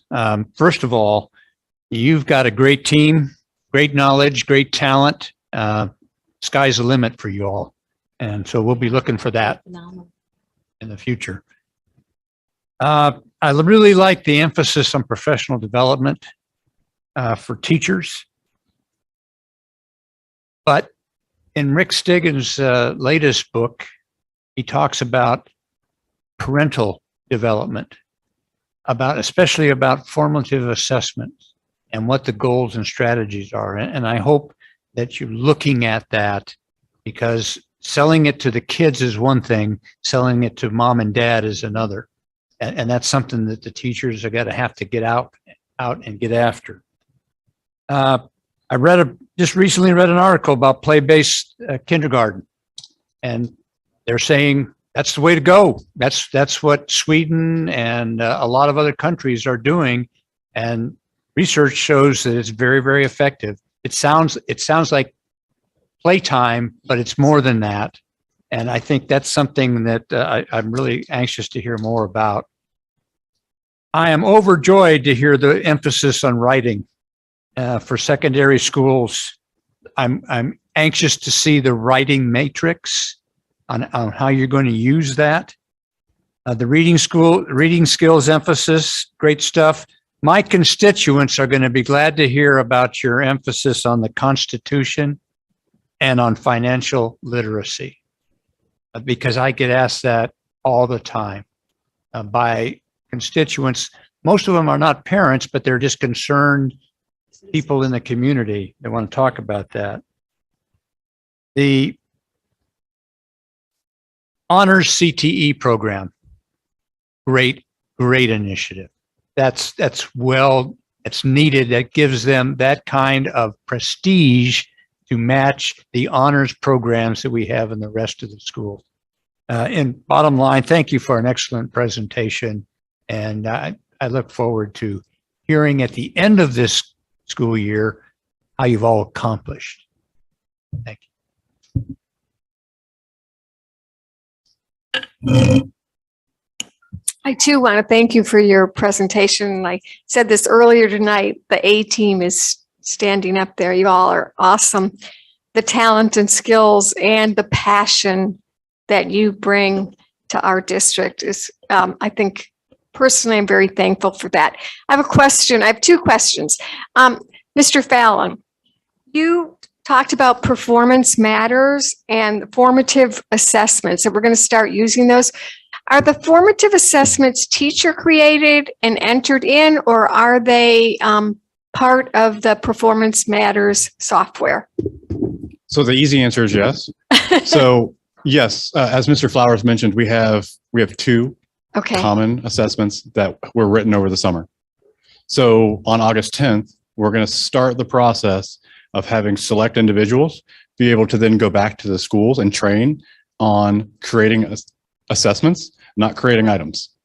So they have an item bank. We have multiple item banks. We're going to allow our teachers and our coaches and our administrators working in PLCs and their groups, their teams, to pull from item banks and construct assessments. We're not at the level of item writing. That's another iterative growth in the process to become cognizant and aware of writing a non-biased item. But if you're pulling from a reviewed item bank, they can say, we're teaching these standards. I want to create a small form of assessment for my classroom. I'm going to pull 2 or 3 items from an item bank that are assigned with a standard, and I can give that and I can quickly get the results. Perfect. I was concerned if we were writing our own assessments, who's monitoring them to make sure that they're really measuring what. So you got that. Thank you. Mrs. Robine, just to pick up at that would be a training that's going to take some time. It's a multiple session. So we're just going to actually start that this year. We are not there to have that full release.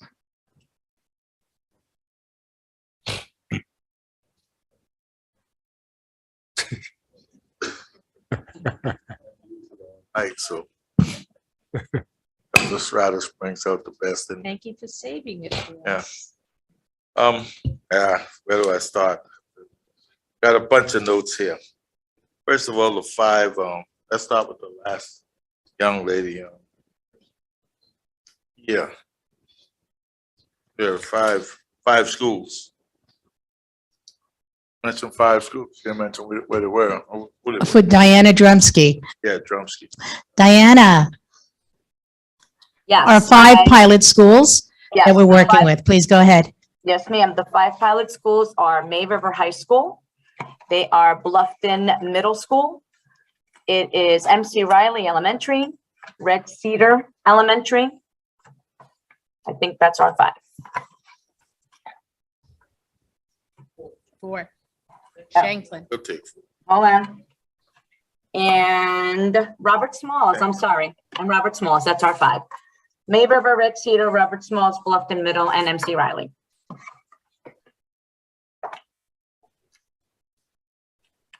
Thank you for that. Now let's go back to the top. Daniel Fallon. Is there, you had Powerschool E-Collect. Is there any way that we can monitor or have any kind of assessment on how many parents are really, So, got it? yeah, I got it. Accessible. Yep. I like the word opportunities there. So yes, there's multiple. So this last spring, the State Department deployed their student and parent surveys for the report card via E-Collect. So our students, we were required to have 80%. We had far greater than 80% completion. We were in the upper 90s. So students have access to the portal very well. They know that's where their grades are. Parents, it becomes very hard for us to measure, but as you're mentioning, as we start, the first thing we're going to tackle is the uploading of proof of residency documentation. It goes straight to the student record. So I can go in, I can click on 2 buttons, I can upload my documentation. We'll then know who submitted via E-Collect. But the problem is if you access through a computer, a web browser, I can track that you've logged in. If you use a phone through the application, it does not log that you've logged in. So if the question comes in, how many parents have access to parent portal or how many are accessing a month, I can give you who accesses from a desktop or a PC or a laptop. I cannot from the app. But if everyone starts using that for the proof of residency documentation, which under state law, we're required to collect annually, and that is our collection tool, I can tell you how many folks uploaded it via that tool. Yeah, I think that's vital. Yes, it is, because that is the heartbeat of, they can monitor their students' performance, attendance, and everything else through the portal. We just don't have a solid way of telling you who's accessing it from a phone.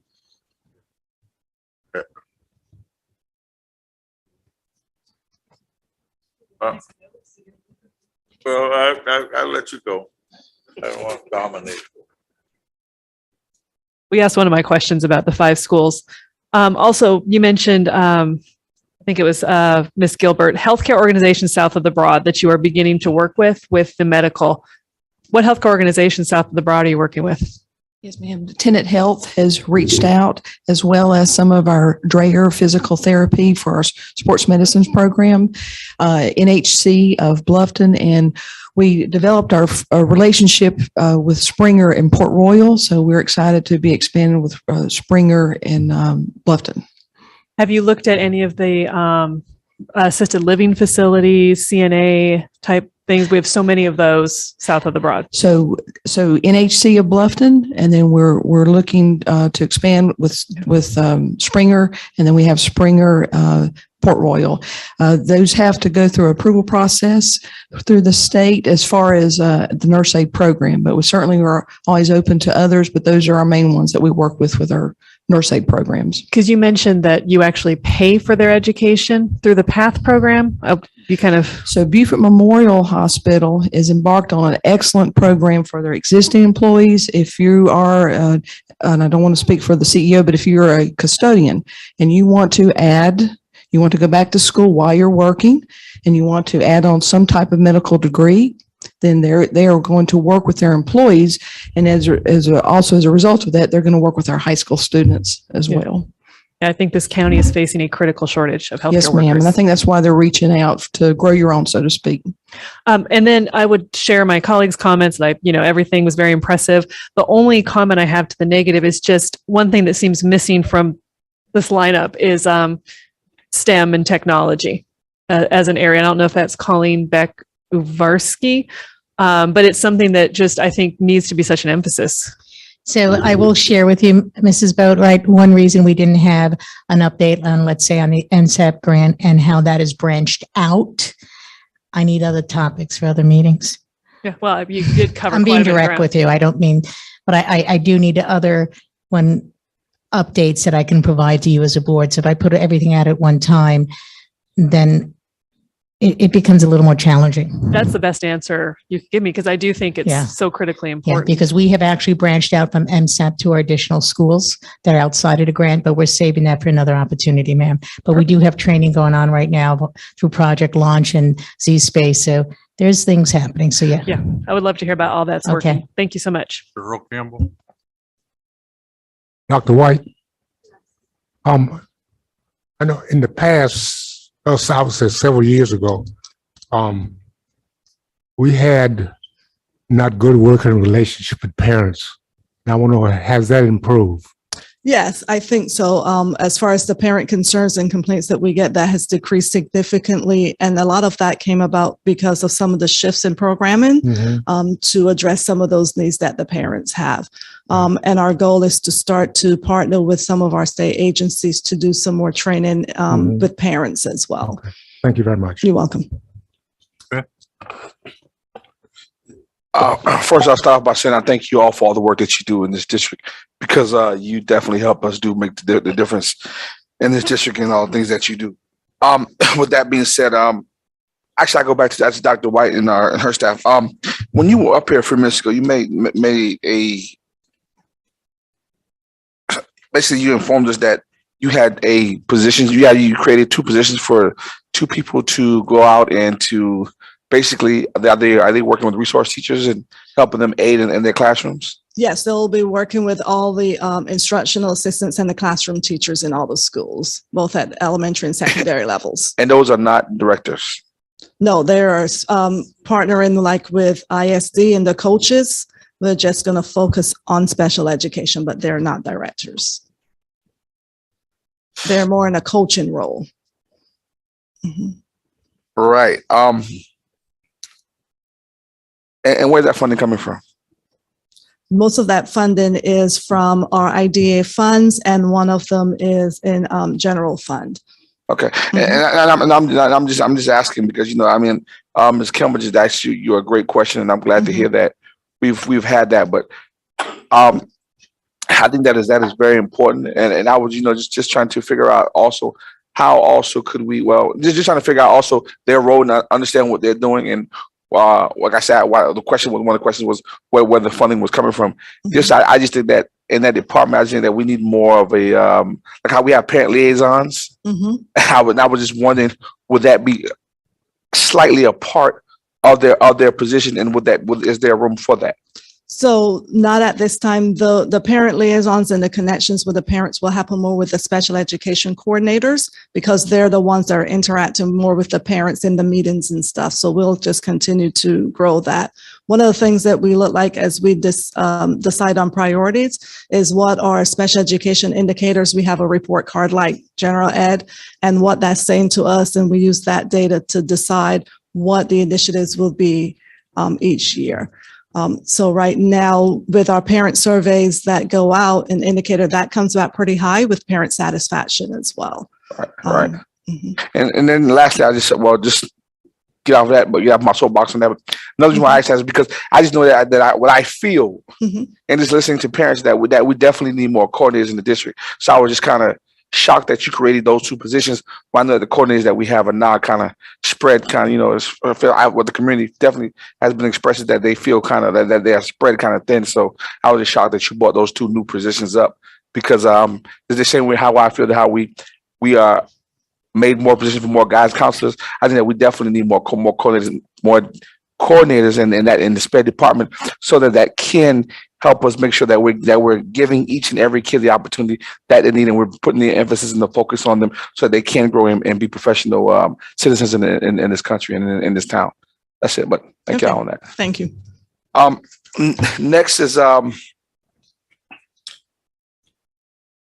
Flowers. I just want to say, listen, I appreciate your passion, how you speak, how your assurance when I see you in the schools. I definitely do understand your work, and I appreciate what you do. I get it. I really appreciate it. I love how you interact with the kids as well. Thank you. Mrs. This is just a statement. In terms of Mrs. Hutchinson, I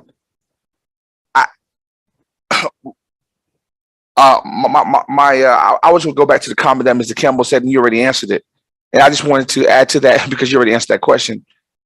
I'm just hoping that in the future that we can, figure out how we can, in terms of Head Start, how we can have something to bring more camaraderie amongst the agency and the district, just because of the fact that not only do they do utilize the building, but it's just that the transferring of students from their program to our program, the same way how we hear about bridges, and not bridges, but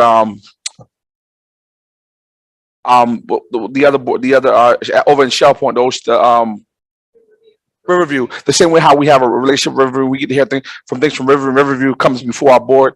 I think it'd be awesome just to have them to come before our board so that we can understand and digest and process and understand what they're doing as a board.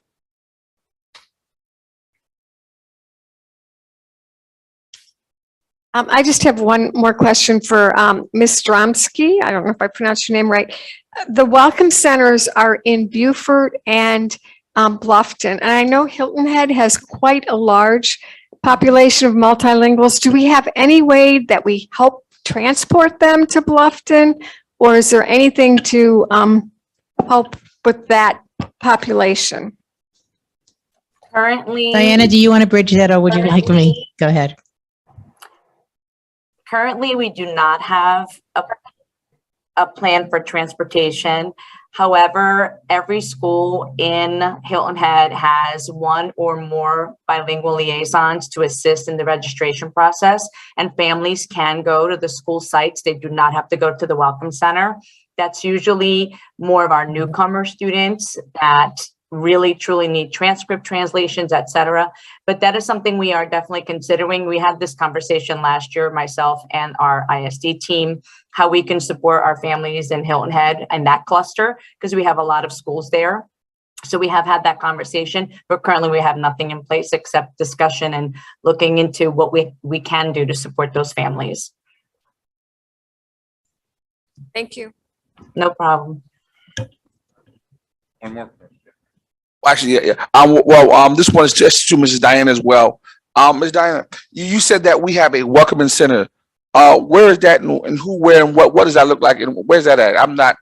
I've heard you say it today in the meeting, and I was wondering where's that at. And okay. When you said welcoming center, who is we? We meaning our district. It's for all of us. It's for everyone who wants the services. Any family that would like to register, that would like assistance. It is the trailer outside in the Bluffton and McCracken circle. That is our welcome center that is shared also with Ms. Hutchinson for early childhood on Wednesdays. We share that space with her as well. And in Beaufort, it is in the district office, right? When you come in and you see our receptionist, Miss Anna, to the right, we have a room to the left, right before we go through the double doors to come into the district office. And that's our welcome center in Beaufort. And that's on our public webpage. That's all that information is on the webpage, and it's translated into the 5 languages, etc. So all that information is out there. Well, thank you, because prior to you saying that just now, if someone else had asked me about the welcoming center, I'm thinking about when you welcome into South Carolina, not actually the district having a welcoming center. So that's great information for the public to know as well. So that's why I think it was very important to ask you that question and understand that. Also, I do have one more. One more. This is the last question, Mr. Smith.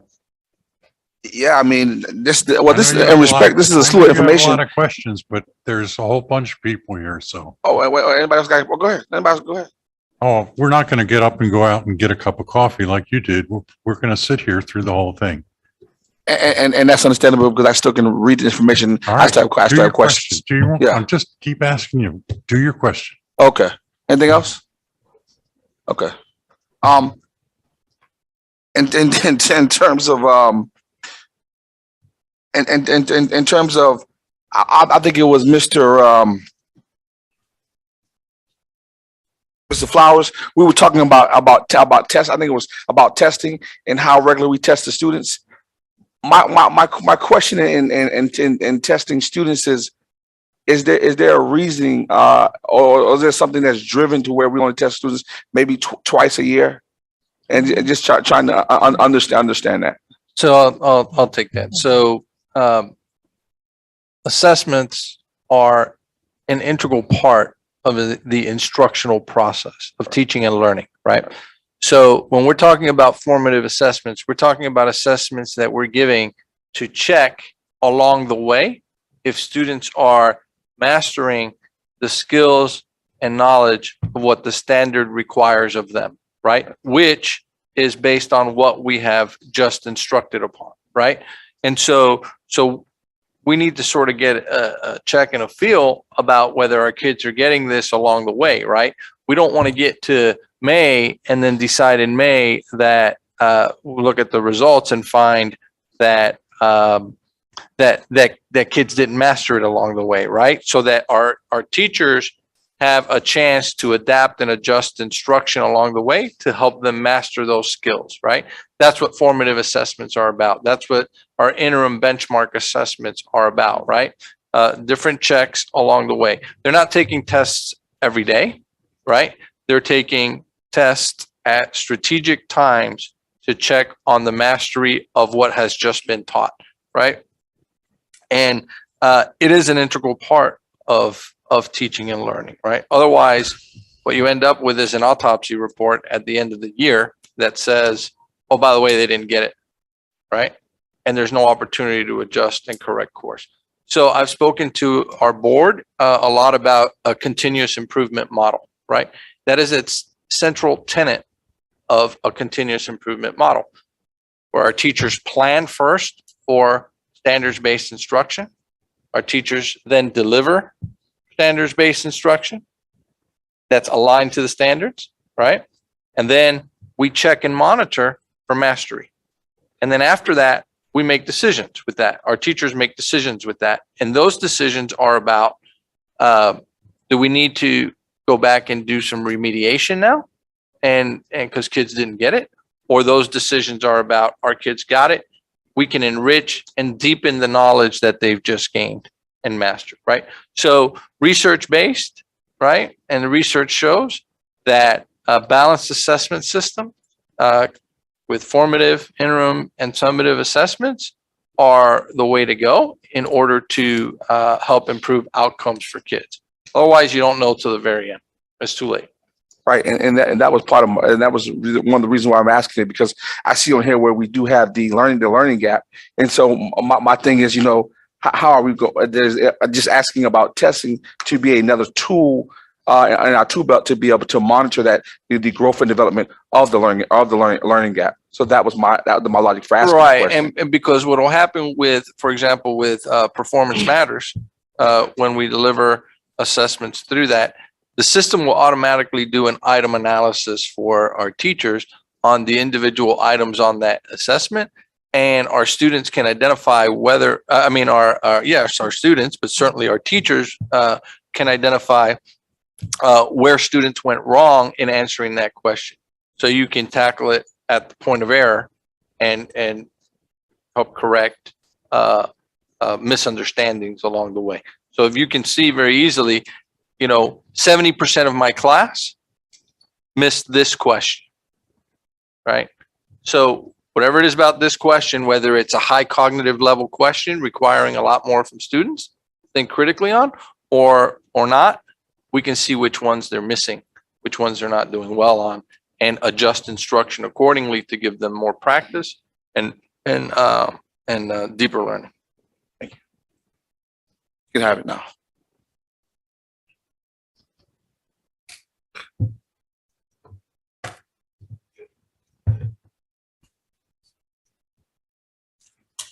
I'm taking a little pause to compose myself. Thank you. Thank you, Chairman Scrivener. We appreciate the opportunity. Thank you.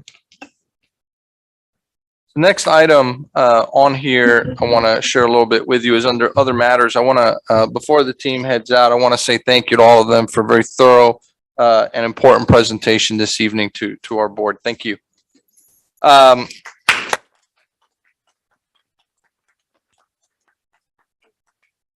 Under other matters, I wanted to share with you a little bit about our Back to School Expo. Last Saturday, we held the Back to School Expo at ACE, and we had a tremendous turnout at the Back to School Expo. I want to thank everyone who contributed to this year's Back to School Expo, our employees who came out on Saturday, including bus drivers who provided transportation for community partners, who donated their time and school supplies, and of course, really the hundreds of families that attended that day. I know several of you were there in attendance. It went extremely well. Many students were there, not just parents, but many students were there. And part of what's valuable about that experience is that, number one, the students get supplies and things like that, and they love it, right? Parents have access to different agencies or different vendors that are available that support them or can help support them along the way with any issues that may arise, or find that didn't have to be for supporting with issues. It can be for providing additional opportunities for students through other after-school type programs that are available in our community. So it was quite a great success. We had students that were there, ran across several students, some of which high school students in particular, who were inquiring about a lot of things that was on their mind, not just the opening of school. Many of them expressing they are ready to come back, right? And they're excited. They miss their friends and they're ready, right? Some of them inquiring about things like the last year the board made a modification to the required GPA around student athletes because of COVID. Many of them still continued to experience some challenges around it.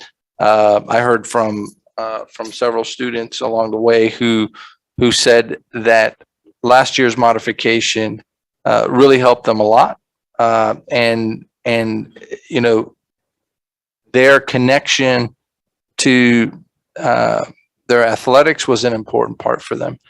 In addition, heard from several students who also said it helped them to pull and keep their GPA above a 2.0 because their coaches, as part of that modification that the board made, were required to monitor on a weekly basis. And so you have the high school league 1.0 rule, and then you had the Beaufort County 2.0 rule. And what the board in effect did was to remove that 2.0 requirement in order to participate, but required coaches to monitor students so on a weekly basis that they had 2.0s on a weekly basis. And that both students and coaches expressed that as an important part of their experience last year, which had an interesting effect, one that I didn't really think, but that weekly monitoring, kids appreciated it, and coaches really did that aspect of it, which was the key component to it, and athletic directors. So these are students sharing information with me at the Expo. That's one of the things I personally valued a lot in it, was the opportunity to engage with our kids and adults that were there.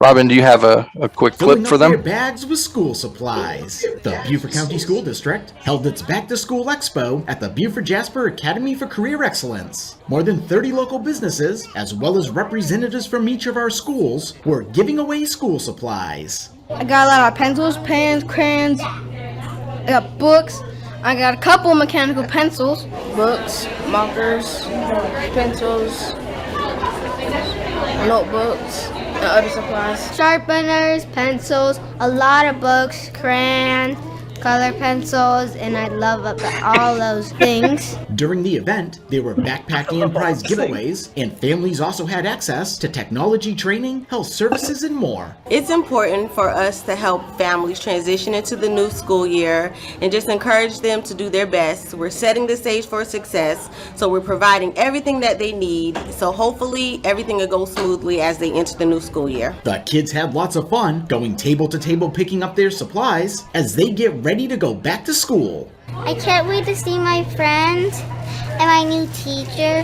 and know how to learn new things. The first day of school is August 15th at the Beaufort Jasper Academy for Career Excellence, Ron Lopes, Beaufort County School District. You saw Juanita Paler there. She did an outstanding job organizing and coordinating the event. Well attended. Okay. I heard Dr.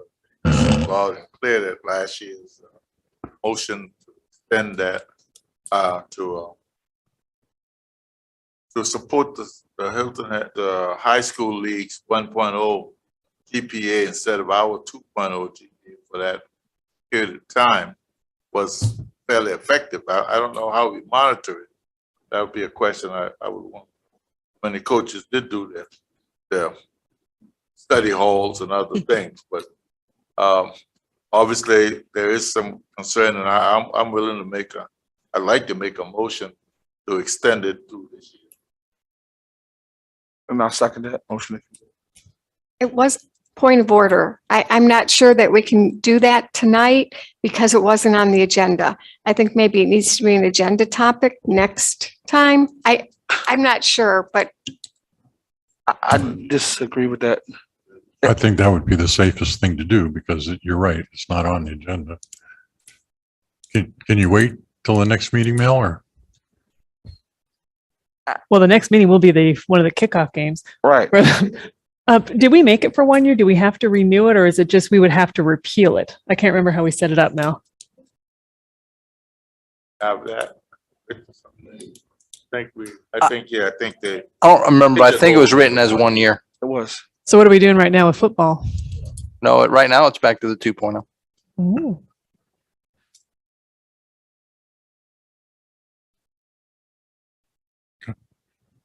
If my memory serves me correct, if it was mentioned in something that was brought up, and you took a motion from that, then I believe that there's nothing right. That is not within outside of the boundaries to make a motion because that is a subject that he brought up, and he made a motion on this. So I believe that motion do stand.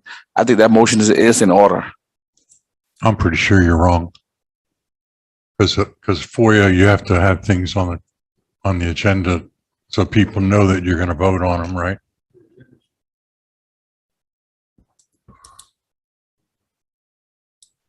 Well, that's just been past practice. Do we We have have done an that. expert here I'll say to that. figure out how Mel can get what he wants? Yeah.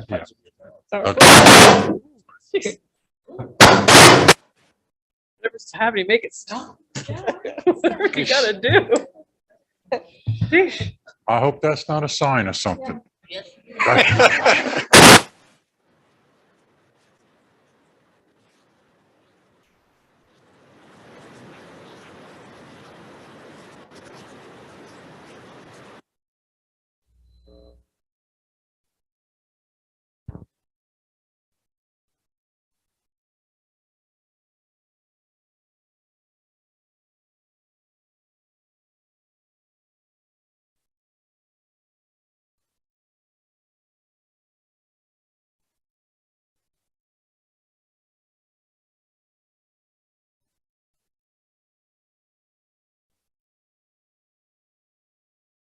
To bring forward the additional information that we don't have about this tonight, such as how many of the coaches were doing it, et cetera, show us the GPAs. I mean, it wouldn't probably take, a few minutes just to sort of summarize what the effect of that was. It's not gonna work. The whole system's down. So, Okay with that? Yes, that's fine. I mean, some of it, teasing some of that out. Let me see what I can bring up. yeah, exactly. Is that okay with you, Bill? I don't think it'll affect the GPA at that point. One football game.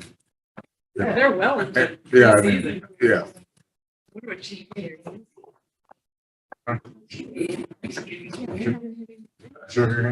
I was going to say.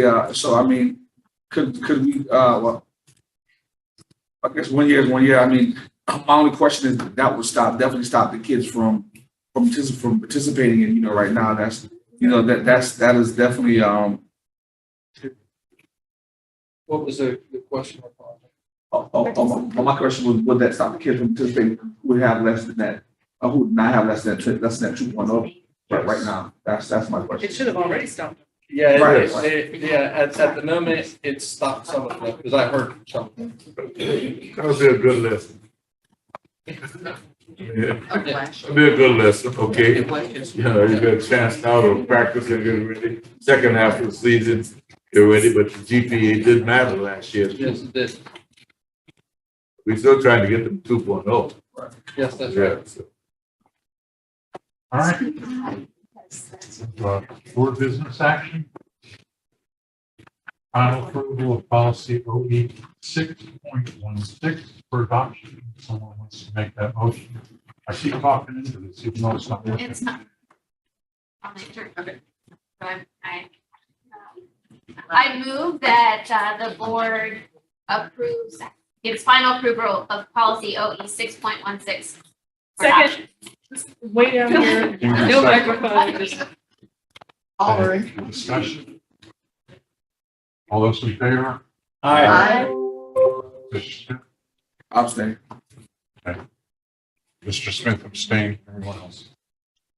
Rachel and Ingrid, correct? Yeah. Yeah. Yes. Got it. Okay. Our next item is approval to reschedule August 26th work session to September 9th because we have to approve any calendar changes. I move that we approve moving the board work session from August 26th to September 9th. Second by Mel. Discussion. I'll be voting no because I'm not available that date. All those in favor? Aye. Aye. And no? No. No from Tina, everyone else is. You take them all of them. Yeah.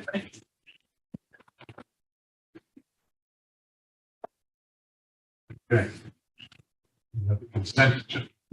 And the consent. I move that we approve the consent agenda. Second. Second by Tina. I could have done it if I really wanted to. All those in favor? Aye. Actually, no, excuse me. I'm going to abstain on that. I'm going to abstain on that. Okay. Mr. Smith abstains. Everyone else was yes. Okay. Future agenda topics. I won. Yes, ma'am. For next week. And The technology thing, Yeah. Dr. Stratos, I'm sure she'll bring it up. Yeah. Put it on our, Senator, yeah, STEM technology education. yes. We can put it on our list. We have Mel's issue for next. As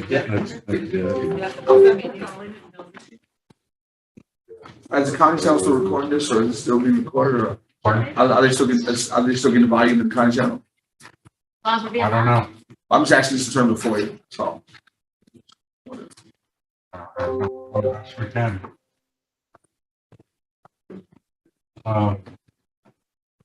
Announcements. Beaufort Regional Chamber of Commerce has an educator appreciation event next Tuesday. 3:30 to 6 at Abbey Place, which is a really nice venue.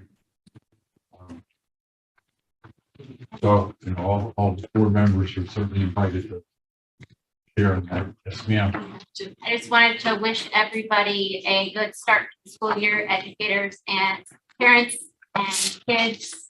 It's going to be before our next meeting, so go get them. Good announcement.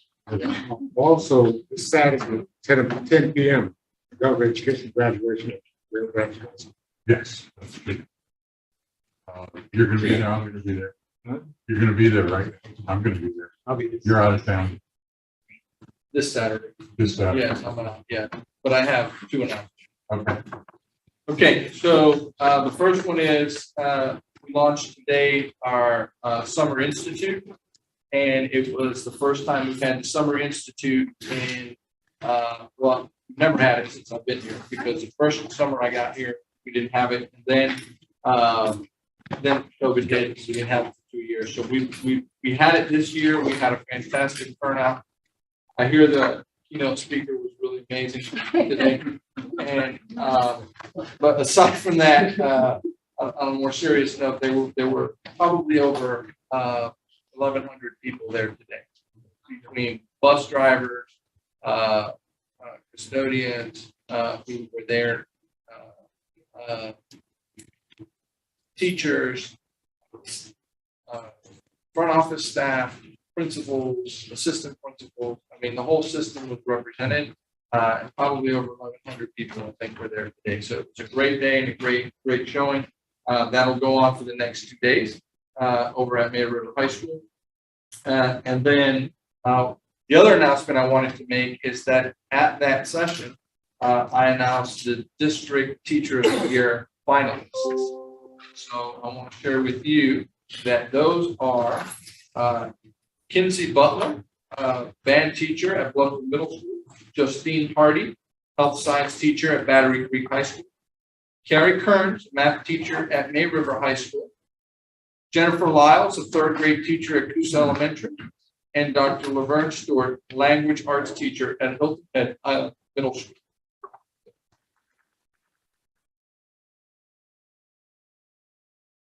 And it takes us to second public comments. Ms. Tibble.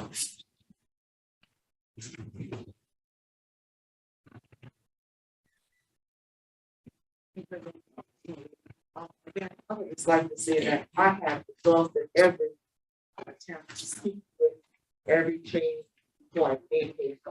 And I don't know what the procedure or what I should do, but I'm asking a board member. I did my correction earlier. I think I gave the wrong names. I actually sent emails to Mr. Earl Campbell, Christina Ward's, and Ingrid Obright. If you would please check your emails, I sent forwards of emails to you on the 27th that preceded this. And I'm asking, I've made several copies of this and it's coming out of my pocket at Staples because I still do not have access. I'm glad it's not working out. I have that laptop. No one can tell me why my access to my personal email for the school has been revoked. No one will tell me who revoked it. No one will tell me how I can get it reinstated. I'm still a Beaufort County School District parent liaison. I'm being paid for this, but I cannot go into the school. I've been told not to go there.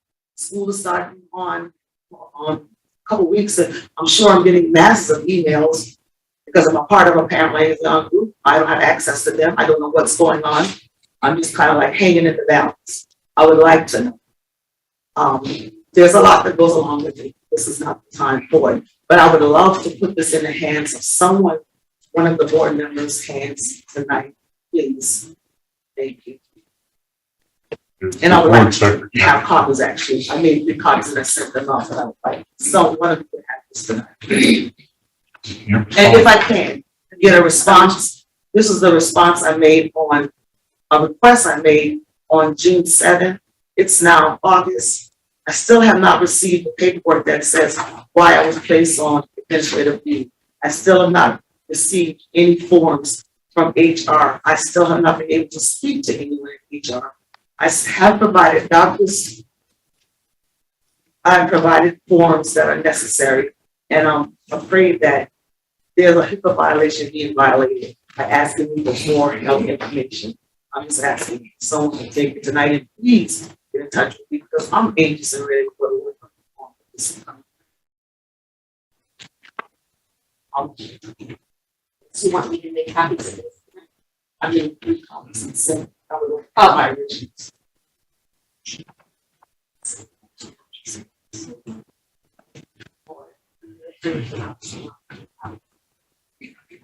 When they come to the office, you say when you look. I will make copies for you provided for you tomorrow. No, I don't want to store my hands. I have tomorrow, and I have to tomorrow. But no, I'll be 27th. That's up to you.